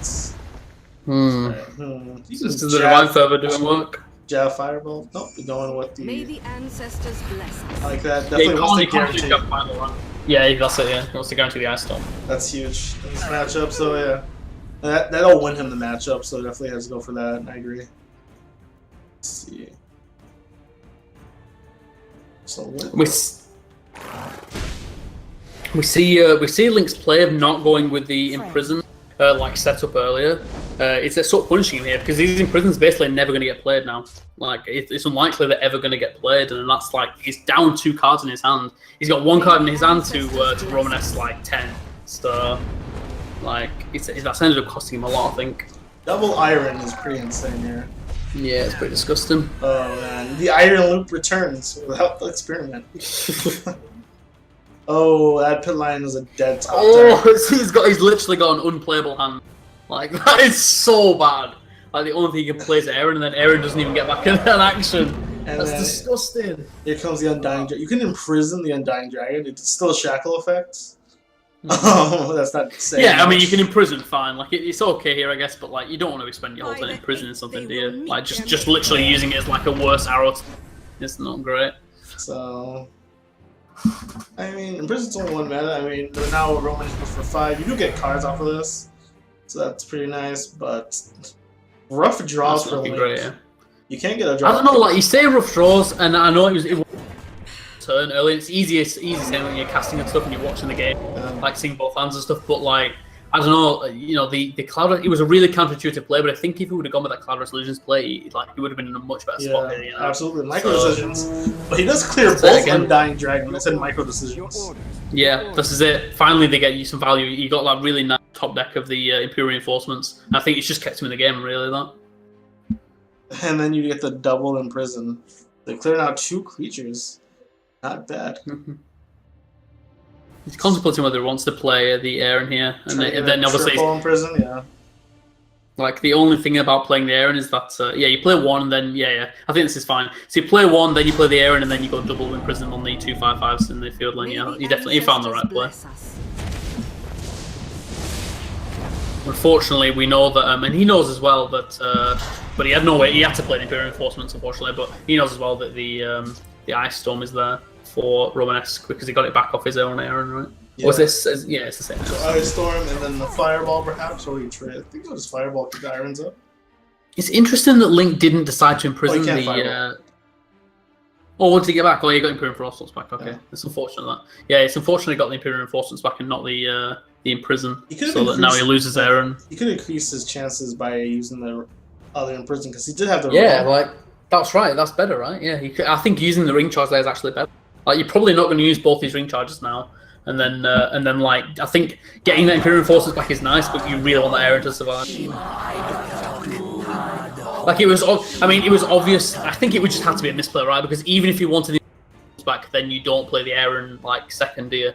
Like he played one in prison and then played Aaron, but either you play both in prisons and then Aaron, or you play Aaron first to get back in the Imperial Reinforcements. It will drain vitality into Fireball. It'll actually allow him to keep his Aaron gem along. This has just been the game of Aarons, like, there's so many of them. It's such a powerful double Aaron, reducing all your spell, all your removal gets a -2 pretty much. Like, I don't know, man. This one's not looking good for Link. Yeah.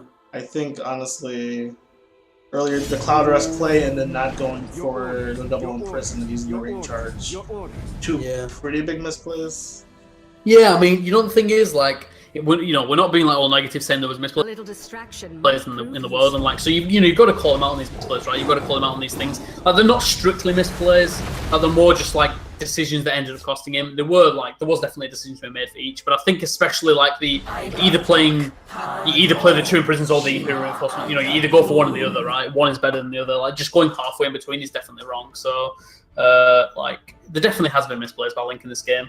And, you know, it doesn't mean he's any less of a good player. He's a fantastic player, and we all do it. It's just to win, like, a tournament, you really have to play, like, you have to get a bit of luck on your side and play perfectly almost. So, I think there's just many, I mean, hindsight's 2020. There's many, like, venues you go through. So, I mean, we want to see both hands to give us an opinion and maybe a bit of bias, but I think hindsight is 2020. it is, right, yeah, that's what I'm saying. I mean, it's our job, right? So, like, Absolutely. point out the misplays, right? It's not a case of all Link's bad. It's just we have to like point them out if we see them. So snagging a drain PG is kind of nice. He has 2 executes, so he can actually get value out of them and crush those 2 of those tokens is always nice. Then Manticora, yeah, this game is again looking in the bag. Games for 3, traded the Farewell Iron #1. Manticora takes out the 6/6, and now he's just off with a nice board state. Nice high on health, can even punch a bit of face. You can start going aggressive here. Feeling pretty good. There's a legendary Barbas and Divine Forever #2. it's got to be my favorite card in the game. That love Barbas. It's just unfortunate. Barbas never wins the game. It's like, but Yeah, I just talked. And then continuing. There's only the guard Barbas. Exactly what I was looking for. okay, so it's easy. It's lines easy. It's Barbas into Bringer of Nightmares into Alduin, right? Easy. I will rend your Here it comes, boys. Come on, Alduin. Be Alduin. Oh no. Feasting Vulture. He traded in first, right? Did he trade in first? Yeah. So Yeah. he played around Feasting Vulture. Oh, nice. It's a nice 6/5. Sweet. Down. He needed ordering or Alduin, I realised. So. Absolute play. Or Parthenax. Parthenax would have been pretty sweet. So we're seeing Olin deciding. Flee the cannon. Well, he'll be able to heal his Manticore back up.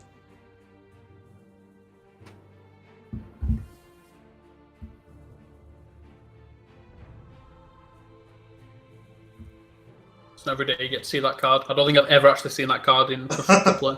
Well, not for a long time at least. Occasional meme deck, maybe.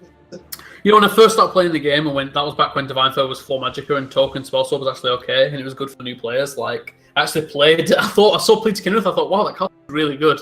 Like, it shows from my lack of apparently good card game knowledge, because it turns out the card's garbage, but it seemed really good to me. I was like, wow, heal all your creatures, give all +1. That seems pretty powerful. Draining, doing damage, just what a control mage likes to do. Careful there. Then taking out your creature. Let none defile Getting our some temple. more opening guard this game. Looks like it's in the bag. There's not. Yeah, I can't even think of it. I can't even think of like a Solitaire, it's like Daedra. I can't think of what he's about. There's Unless Link teched in a The random. victory is yours. Ordering. Yeah, out of nowhere, I just got him. Alright, That's it. and that commences the series. That was a semifinal game, correct? Or are we in the quarter? Yeah. Check the brackets out. Let me. That's the semi-final, yeah. So now it's going to be Romanesque against either ITNW or Hub. And ITNW is ahead in games, up by 1. So let me. Go ahead and jump into that game. If we can. sure I have them both. Or at least one of them. I have ITNW in there. Yep, do I have them both? Oh, we got to enjoy those games. Just a second. Again, this is a lot of high. I'd like to see some high ladder finishes. Usually, you always get somebody squeaking in there, catching all the high ladder guys off. But looks like they really are cleaning up this one. Indeed, yeah. So you got We usually see some sort of upset where we see like a relatively unknown player get through, but it's been pretty much people we know for the last four. Well, yeah, the last 4 players.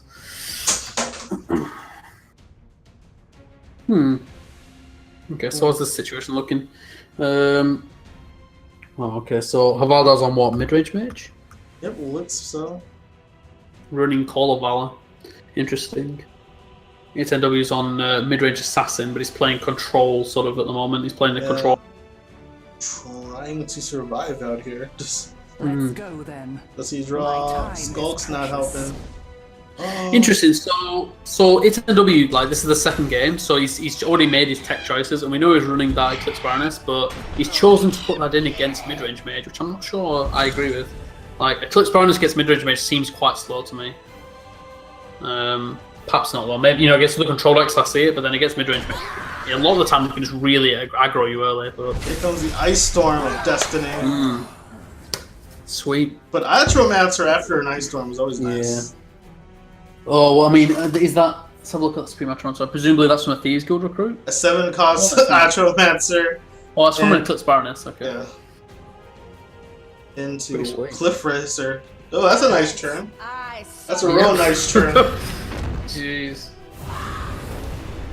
So Havaldar then needs to get a prophecy, really, from the two... Prophecy... Oh, Royal Sage instead. Why? Interesting. Because Yeah, I don't really I think he didn't want to break any more runes. This is probably a safer play. Mhm. Yeah, I played a bit safe. Yeah, and in fact, your opponent can't answer this, you can just win next turn now. Yep. He does have the answer, so he has the ball and the harpy so that he's gonna die, and then that's 6 damage on board, and there's not any answers. Yeah, so now the 5, he's gonna take a nice 9 damage to face, and then Astro Cliff Racer could seal this up. Yeah. So he needs what, like double, but he needs a harpy off the first here, and then like he needs to top deck some damage. It's very unlikely Valdar wins now. So it's looking like it's going to be a control mage mid-range assassin final. So it looks actually pretty favored for Romanesque in that case. Yeah, like, I mean, Control Mage can struggle with some of the mid-range decks, but mid-range Assassin's one of those that's sort of more of an aggro kind of version, and like Ice Storm punishes it pretty heavily, so... yeah, like, I mean, mid-range Sorcerer is probably the best of the mid-range, like, trio, the blue mid-range trio to deal with Control Mage. Like, Assassin and Mage can struggle a lot against it, so...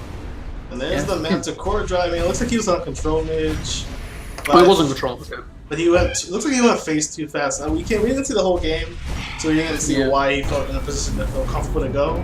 But typically, I think if you just kind of hang back as Control Mage, there's not much they can do to you. Like we saw his use the all that stuff. Like I guess he just decided to go aggressive, but then like the mid-range assassin had tons of cards, so it explains why he used the Eclipse Baroness as well. That. So yeah. Okay. Right. Well, he just beat one Control Mage. Let's see if he beat another one. All right. It looks like our finals are Romanesque versus ITNW. Control Mage versus Mid-Range Assassin. That should be an interesting matchup going to the finals. I do believe the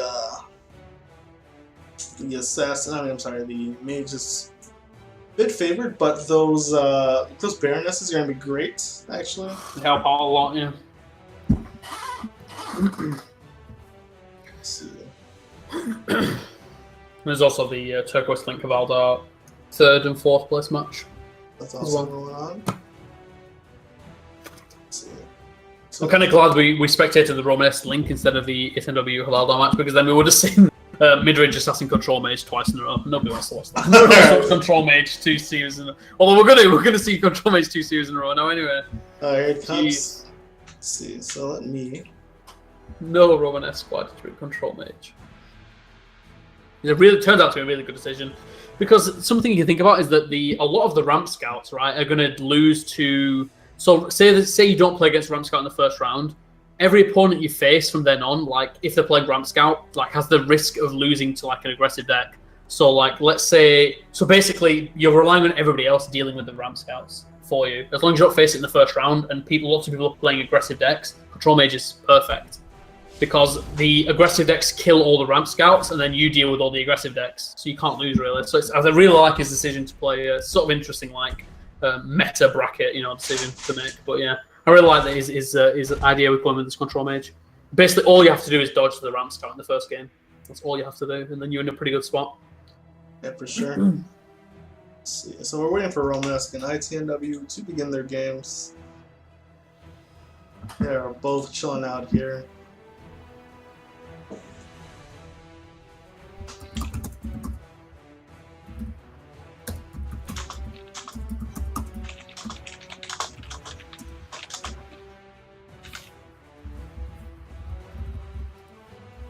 Alright.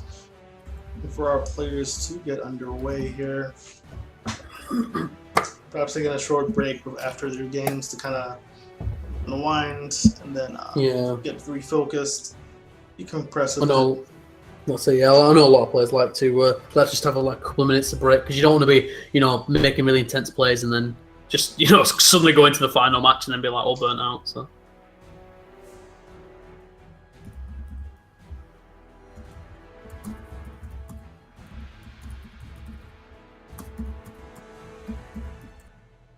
All right.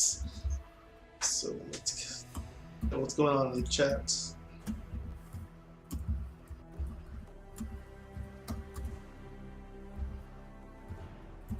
Thank you all for following. We broke 2,500 followers. Sweet. Thanks, everyone. Oh, nice. Appreciate that.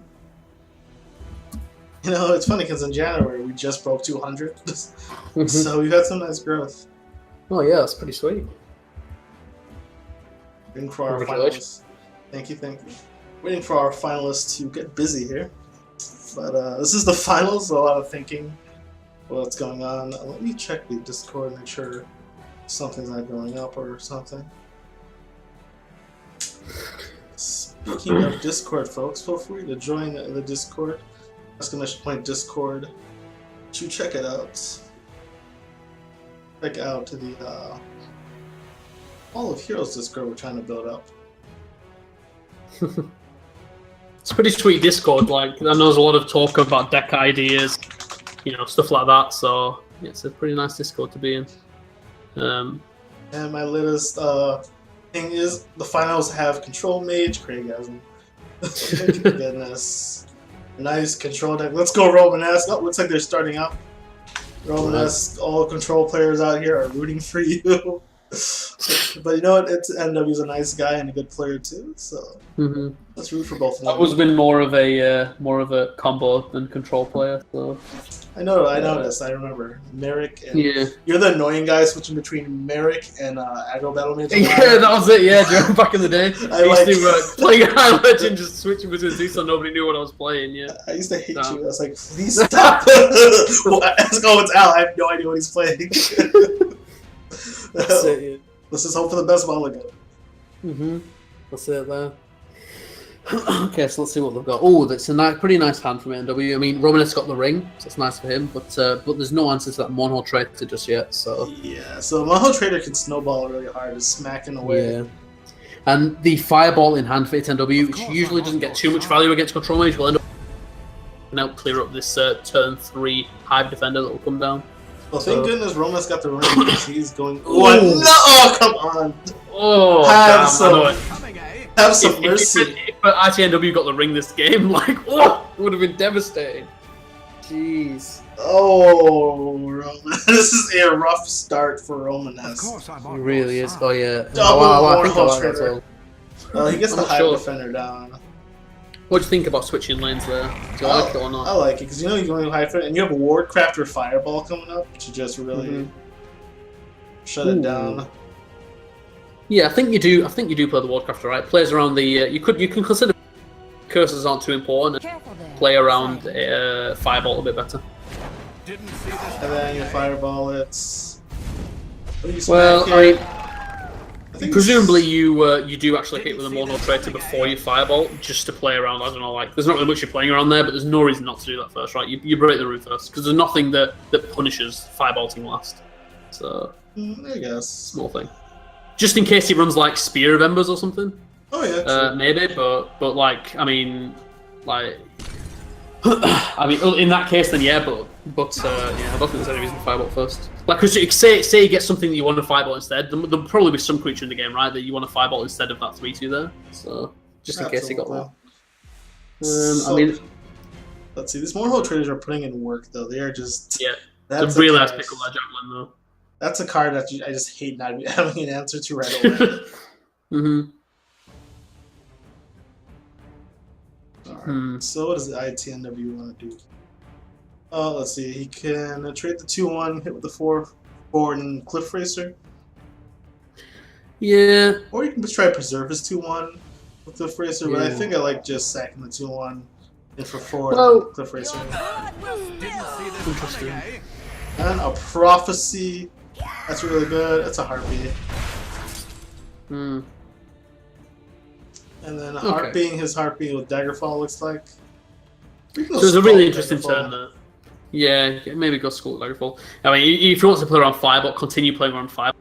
He disposed of the Harpy, but it was a really interesting turn. There was tons of stuff he could have done. Like you were saying, you like going Cliff Racer, Mono Traitor face, but then he breaks 2 runes doing that. And that's really risky. But so what he could have done is just hit the Cliff Racer into the 2/1, then did put him to 16, and then but he still would have got this Harpy Prophecy. So I don't know. Like it was a really tough turn to see what was the best play there. And even now, like what does he do? Does he try and play around Ice Storm in the future, or does he try and play around Fireball? Yeah.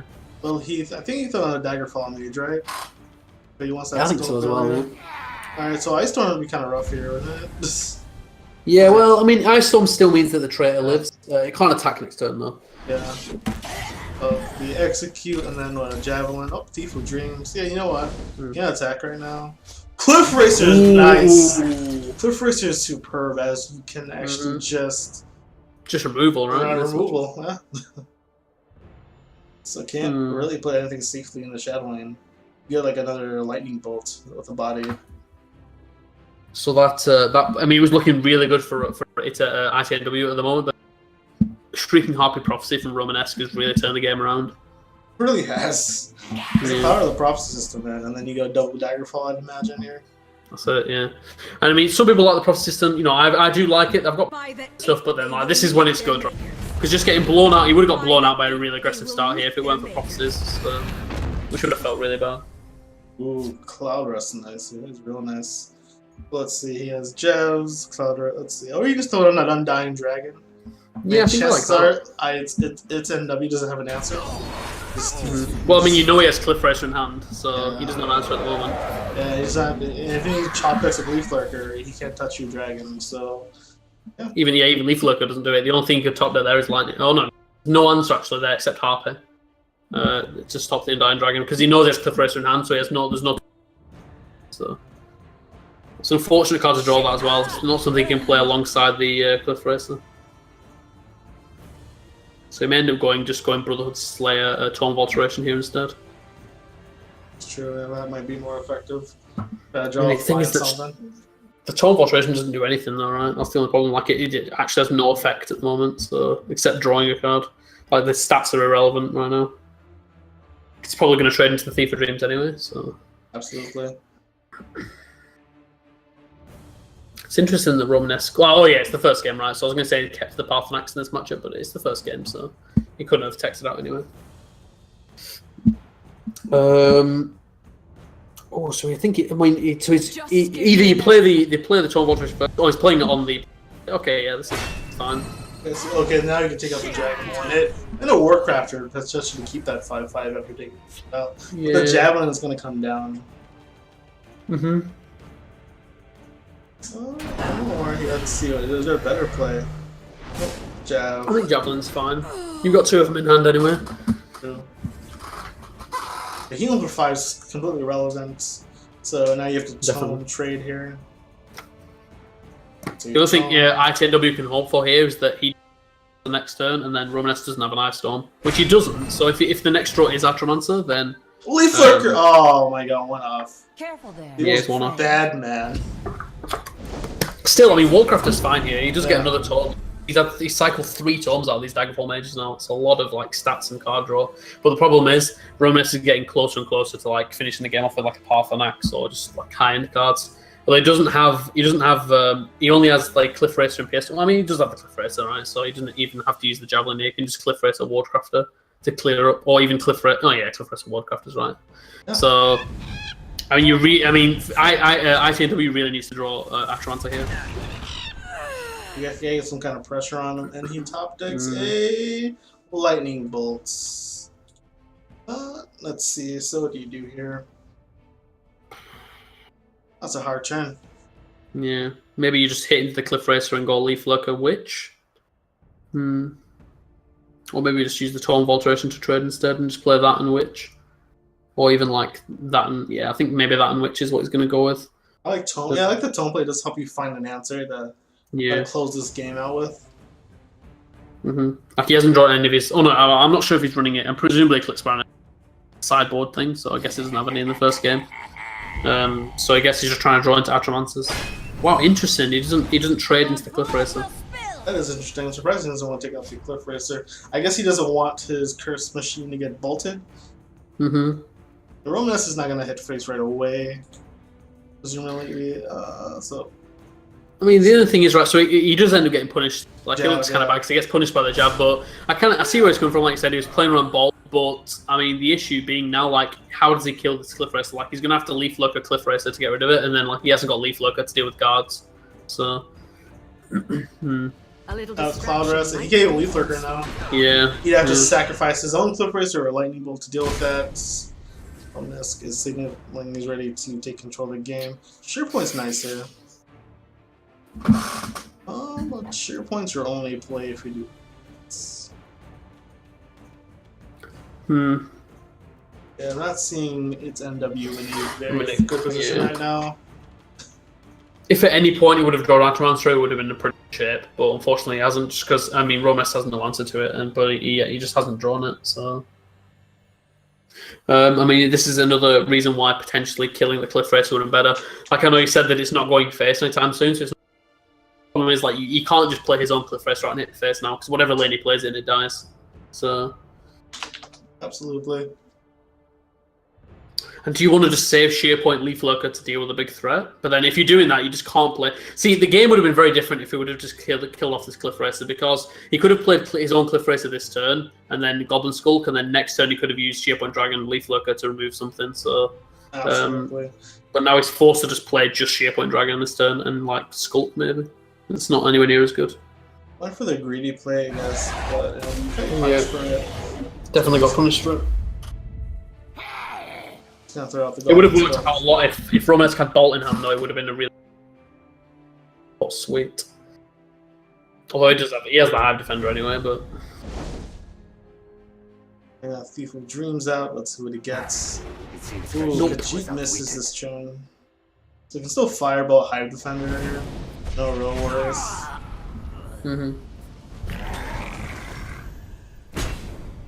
Thanks. This first game is not looking in its NW's favor right now. Let's see. And he had such an amazing start, and Romanesque had a very slow start, and a Prophecy swing. Let's see. So just gonna have to hit in and Leaf Lurker, right? Yeah, swing, Leaf Lurker, then Eraser perhaps, or even as more hold.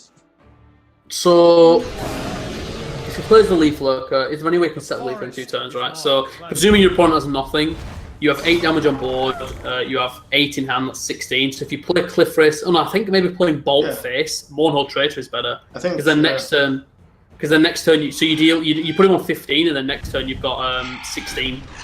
So I think that's actually I think that's the only way you win. Like, well, I mean, you can't. Here's the Dawn's Wrath. Like, nah.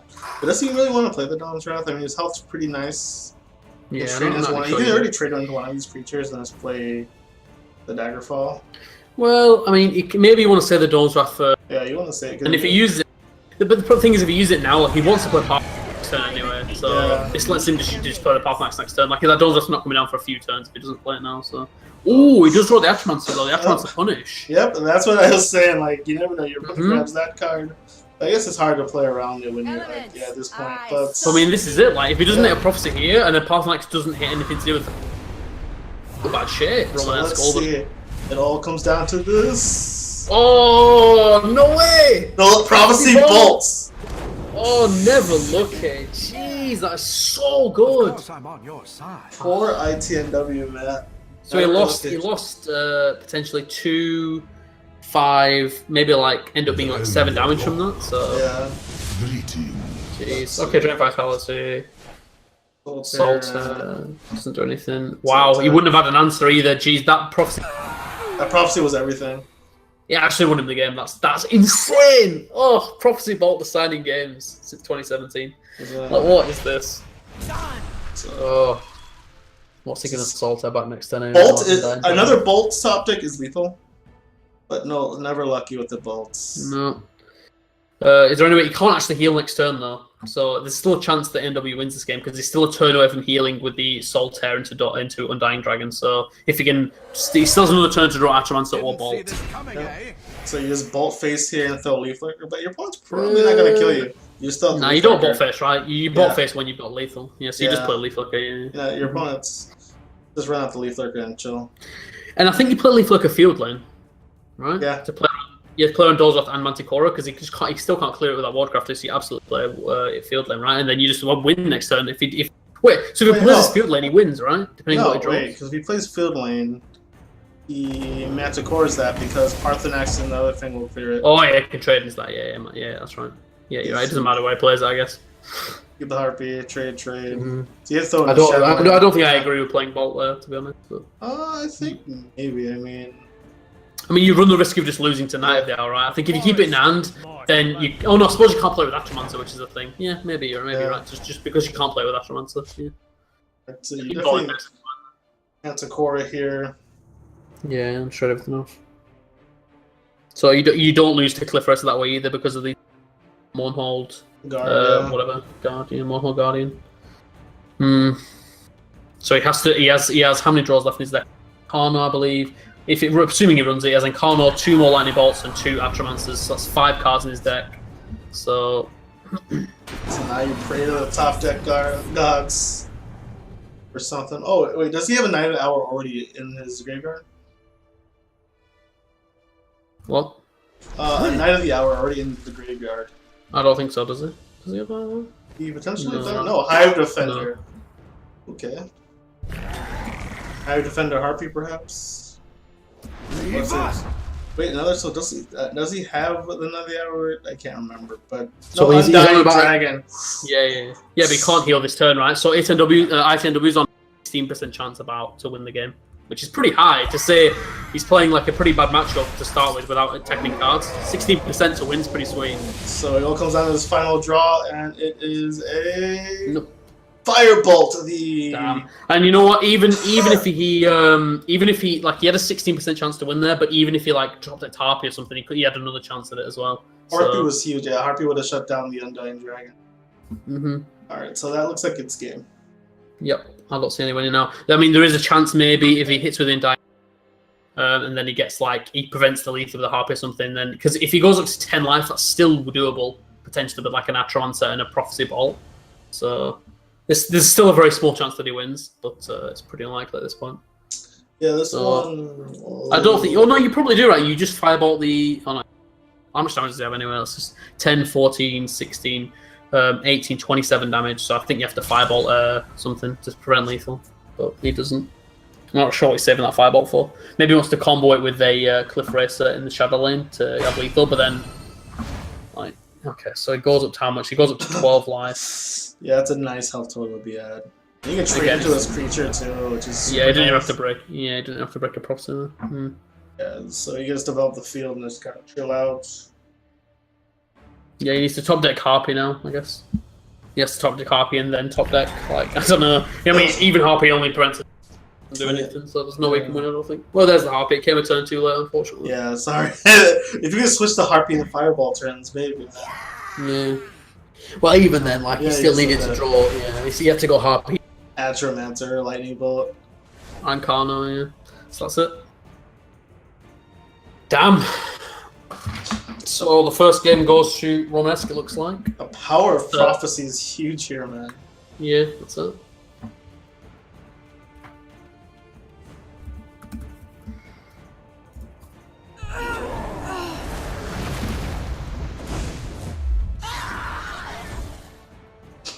Yeah, you just chill out. I mean, you don't need to attack here. And Skulk's not doing him any favors. Nope. Feels bad, man. Alright, so this game's about a wrap. Because he swing for 9 and heal for 9, which is probably a bigger deal. I don't even know if you do, right? Well, you probably do, but you could. This is lethal. I mean, let's see. I mean, he gets a Yeah, prophecy it's now. That Brotherhood Slayer is not helping him out. It's lethal even through Harpy, so yeah, you might as well just go for it. There's not even triple bot, like, oh, well, I mean, there's literally no combination. Unless he had 5, like, Dark Harvesters or something. It was just, I mean, there's no way you can win the game, even if you, like, prevented lethal. So. Yeah, this one is in the bag. There you go. Alright, and that is game 1 of the Grand Finals here. Going to Romanesque in a nice, convincing fashion there. Well, you say convincing, but Yeah. a 1 in 6 chance to win. Sorry, I had to. Well, no, it did look convincing in the end, but like it was just unfortunately he got that soul tear as well from Parthenax. Like without that soul tear, he had no healing, so there's even more chance to win. So Yeah, the prophecies really just. that prophecy bolt, yeah, jeez, that prophecy bolt was huge. That won him the game. So if it wasn't for that prophecy bolt and then getting soul tear and then him not hitting the top deck lethal, then ITNW had that. But prophecy was devastating, man. Like both of them were like, Jesus. Mhm. Do you enjoy games with 0 RNG? Well, it's a valid discussion to make, right? Our prophecies. Because watching like imagine the official Bethesda World Tournament and seeing a this game is like it, that. I mean, there was a game where said against CVH or something. There was a game anyway in the tournament on Sunday where somebody got a double bot lethal, I think, from Prophecy or something like that, and then like the chat was going crazy. How lucky is that? And then like it was about a 14-15% chance of that happening anyway. So like 15% chance isn't that unlikely. Do you know what I mean? Like it's not ridiculous. So like it seems kind of bad. I think it seems worse than it is when somebody hits a really good prophecy and wins. Like it looks like they got insanely lucky, but actually percentage-wise, it's not that ridiculous. So it does feel kind of bad though when you've got lethal on board or whatever. Start to like double or triple lightning bolt prophecy or something. It's like, oh, jeez. Are you looking for a game with 0 RNG? We found this. That's what they're at. I just find that ad. This is great. Yeah. There is. I mean, definitely. I mean, we like to overplay the RNG, but there are some elements. Like, Yeah, I mean, people could just say, oh, it's card draw RNG. Absolutely. Prophecy exactly card draw RNG massively. Like it makes it far more relevant. Like so, like playing a card for 0 off a card draw is like a lot more relevant than not than destroying it. So, like, it definitely is. There's definitely still a lot of RNG in this game. It's just less than other card games. I think is the selling point. Looks like we are back into it. Right.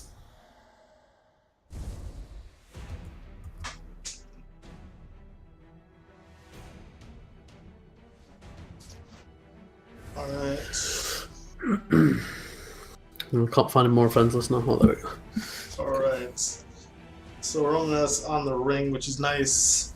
Unfortunately, that's not good for it's NW, and not really having a solid 2-drop other than Harpy. Doesn't tempo out the Harpy. Yep. I think he might have wanted to do that. I agree. I think tempo out the RP there is actually. There's not that huge. I mean, you can save it from Dying Dragon, I guess. With a hand like this, you can just hope it. And then execute the immediate answer for the Daggerfall. Mm-hmm. There's a chance that Romanesque would have executed the Harpy as well. Like, maybe not, but there's a chance then, like, that would have made the Daggerfall mage better. I think you definitely want to tempo out the Harpy there. Yeah, We may end up seeing it getting rewarded later on, though, by using it later on. But... And it would have been punching for damage, the Harpy. Mm-hmm. Which is relevant for sure. Okay, so Bolt on the Burkwater Shaman. This is the kind of game control mage likes. Your opponent plays a card, you get rid of it. We can see the power of Thief of Dreams here as well. Like we can see a control mage, deck and variant mid-range deck with the mid-range assassin. Like they're both using Thief of Dreams, so like you see the power of that card. It just fits into so many decks. It's just so good. That extra, like that big body for a tempo play, but also just the huge value you can get from it. But ITNW misses his. Let's see if Romanesque can hit his Thief of Dreams. See if he outplays it. Who's the better thief? Let's see. I mean, Harpy, stealing Harpy would be pretty brutal, and then that's another reason why I play for that remote chance he steals Harpy off you. Ooh, okay, Brother Slayer. It's not the best card to get, but it would end up being a 3/3 body probably. Maybe getting a Manticore out of turn early is pretty sweet. If he can do that. Let's see, so you smack face. No, get this one. Big money, no whammies. Let's see, Harpy. See, Harpy ends up being pretty good here, so maybe keeping the Harpy was the right decision. Hold. Yeah, just play those in the Shadow Lane, I guess. Get set up for playing around Dawn's Wrath later on. The Romanesque having 2 Ice Stones, probably he's feeling pretty good about that. Knows the board can never just really get on him too bad. I wonder if we see an Ice Storm from Romanesque next turn to set up the second Ice Storm, but then if he does Ice Storm, he's still see, that's taking 9 damage. If you double Ice Storm though, like you run the risk of when Astro comes out. That's the problem. Yeah, that's it. That is it. Yeah. I mean, what do you do here though? Do you have pretty much have to Ice Storm, right? Hive Defender to set up a better Ice Storm potentially, but yeah, I guess. Yeah. I'd just say the Ice Storm just eat 9 damage. I mean, I really like ITNW. He played around Hive Defender really well because he could have played the Skulk and the Shadow, but then Hive Defender and the Shadow would have punished that. He would have had to trade in the Skulk and then Leaf Lurker. But this way, you can't play Hive Defender Shadow because then Skulk can hit face for the Curse and then kill the Hive Defender with Leaf Lurker. And if he plays it field lane, he can just use the Harpy to trade in and then use the Leaf Lurker. So I really like his position here. I think he played it perfectly. Absolutely.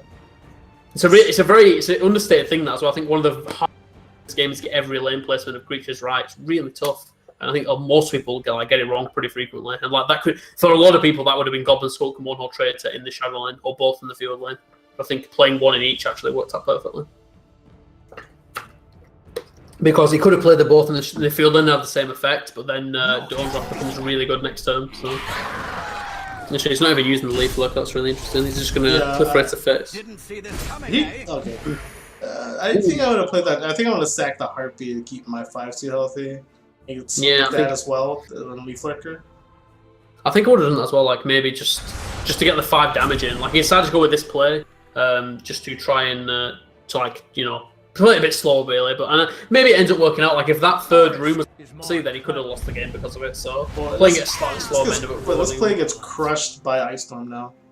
Yeah, he does. He does not play around Ice Storm at all. Yeah. And I mean, it's not like Ice Storm would have really been. So like I don't know, playing around Ice Storm there is probably what you want to be doing. So yeah. Let's go then. Well, Baroness is going to help a lot. Is precious. Well, it is, but I mean, it's getting to the point now where Dawn's Wrath is online, Manticore. The core comes out Javelin, yeah. So Manticore comes out next turn. So, so yeah, I don't know. Like, I think he really needs to play. So again, like that decision not to play on Ice Storm has really punished him.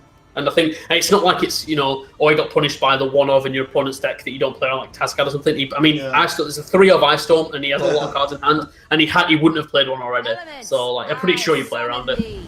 I mean, the thing about his player, he played into Ice Storm and then he has Atramancer now, but like obviously this gets punished by a second Ice Storm, and he didn't have the Atramancer in hand when he played he didn't play around the first one, so it's not like he had that. He consciously made that decision. But yeah, so second Ice Storm here is gonna ruin ITNW's day. Yeah, for sure. And call it Valor, lock down that field lane. Yeah, you might as well if you're probably going to end up Dawn's Wrath or Manticore in the Shadow. So double Cliff Racer happens, and then this gets Dawn's Wrath. Having double Ice Storm, double Dawn's Wrath. Well, this is one way to do with it, right? He has double Cliff. a healing prophecy, then there's a chance. I mean, he's got the Undying Dragon, which is unfortunate. But if he didn't have those, there was a chance that he could go double Cliff Racer face here, put him to 7, and then get double Bolt for lethal at some point, or like Astromancer into Lightning Bolt or something. You know, what 2 of those, like another Cliff Racer, even something like that. Well, he'll have some draws to deal with because he has the Harpy, so that does help with the Undying Dragon. Yeah, he does. Yeah, it gives him an extra turn to draw into that lethal. I think you just Cliff Racer face. He's going with another Cliff Racer. He's deciding to go with a slow play, but I mean, your opponent's got tons of cards in hand. I don't think you can afford to go slow. I think if you delay this one more turn, you're going to get ruined by Manticoras. You know, he wouldn't have played Manticora yet. It's coming online next turn. So I just think you got face with Cliff Racer. I really like that play. Yeah, he's considering it. He's deciding what he wants to do. He's got to play to win, man. He's got to go for it. Like that's it. This is it. Prophecy isn't really relevant unless it's Knight of the Hour. Yeah, the Lightning Bolt doesn't really do anything. It's not the worst play. I mean, there's a lot of opponent just Manticore now. That's it, yeah, and that is relevant because if you do top deck a Cliff Racer, that doesn't put you down. You know, that's not dealing any damage to him. So, the Knight of the Hour draw's huge. That takes him out of range. And then he brings out the legendary Undying Dragon. Yeah, I think that Knight of the Hour draw there sort of sealed the deal really because he can delay one. Oh, Royal Sage is good though. You can get some charge creatures here potentially. So another hour is Royal Sage actually. So the Cliff Racer, Lightning Bolt, Astromancer, like charge. There's so many things that potentially deal 4 damage in the Assassin deck. But putting himself to 10 there's huge because it just takes him out of range of those double like 4 damage cards. So I think you just go for Royal Sage, right? So what do you play with it? Do you go? You have to Harpy, yeah. So I mean, it's got to be like Harpy, Shearpoint, Daggerfall, Royal Sage, right? You just use the whole right hand side of your hand, and just save the Slayer. You don't use the Slayer. Yeah. See what he does. And what do you play? What do you play in the field lane? You have to play something in the field lane. Do you play? Oh, what do you do? I guess you Shearpoint Dragon there. Do you Shearpoint Dragon the 5/5? Just to get less healing potentially. Possibly, if you run into it does set up a nice Leaf Lurker. If you run into that, so you can shackle it, and then if you get a Leaf Lurker, you get rid of a big problem there. But this is a hard turn. It is, yeah. It seems like it's pretty easy, but it's actually quite a lot of fine like things to be choose. I think Daggerfall made field lane is what I would go. Shearpoint Dragon maybe Shearpoint Dragon the Knight of the Hour is better because you're harpying the Undying Dragon this turn, and then you're hoping you get lethal next turn. I mean, either way, he's going to end up getting Dawn's Wrath, so it's probably not going to matter. But yeah, like if it wasn't for the double Dawn's Wrath in hand, you may have a chance. But yeah, you throw that Harpy there. Now it comes on a Royal Sage. It's interesting he decided to go with the Brotherhood Slayer instead of the Shearpoint Dragon. Oh, he got charged on the Daggerfall. That's unfortunate. He got charged on the minion he really didn't want it on. Wow. Feels bad, man. Yeah. Oh. It could have. I mean, that charge was really relevant as well because if he would have got charged on any of the creature, he could have put him down to 8. And again, if he's on 8, there's a chance he wins. But 10, there's just no chance. So Dawn's Wrath will probably seal the deal here. Yeah, unless he took this another Harpy, maybe. Oh, wait, Kano! Kano clears out the 5/5. That's right. Yeah, you can clear out the 5/5 and you can use Shearpoint Dragon to clear out the Hive Defender. And I think you play Shearpoint Dragon in the field. Yeah. That's it. And but even right, okay, so this means that he's got 4 damage on the board, right? So he clears the Ankano with whatever. He's got or do you play which do you play in? I think maybe you play Ankano field lane. Ankano field lane, Shearpoint Shadow lane, right? Just because you kind of want the shadow, you kind of want the guard creature if it's a Manticore to be in the field lane. Mistake. Yeah, no, that was wrong. The only way you win this game is if you play that field lane and you play around Manticore Dawn's Wrath. Like he's almost definitely got it. And then Manticore playing around, but now at Romanesque. He's playing around Firebolt more this way, but I think you just play around Manticore. So yeah, I think it was a mistake. We'll see if he punishes him. If he top decks Lightning Bolt, then he just cost himself the game then. Well, I mean, he didn't really because he had the Firebolt in hand anyway. Rob could have cleared off whatever creature play field. So let's see. He hit the tome. Yeah, so you draw first. Gobble Sculpt does nothing. Jeez. Then he'll just Dawn's Wrath again, or even just Manticore Fireball. Or execute Fireball's fine, right? Yeah. Execute you Fireball. You can play the Undying Dragon. Yeah. Yeah, there's no reason to play the Undying Dragon for Shadow, right? Because it doesn't die to any charge creatures or anything. Yeah, I think you just... I think you can play field lane, but whatever. It doesn't really make a huge difference, but I think you should stuff that he plays in the shadow, but. Alright, let's see what he gets. Atromancer here will be pretty sweet. Well, actually, it just gets cleared up, so... Yeah. Well, actually, interestingly, if he draws yeah. Atromancer, he could play Atromancer field lane, and then, like, as much as, then it plays on Dawn's Wrath. So, if that was Atromancer in his hand and he played it field lane, there's a chance he could win there as well, but yeah, there's no chance now. Jeez. So there's been some minor misplays, but it turns out none of them cost either player anything. Like they sort of both ended up being sort of kind of irrelevant. Eclipse Baroness is a nice draw. And Romanesque is running out of removal, but unfortunately, unless this is a Harpy again, like that Undying Dragon's just going to get him out of range. It's pretty sweet. You can clear off the 3-1, or do you just go? You just try and get lucky and clear off you reduce the damage of the Undying Dragon maybe, but hope it doesn't have any kind of.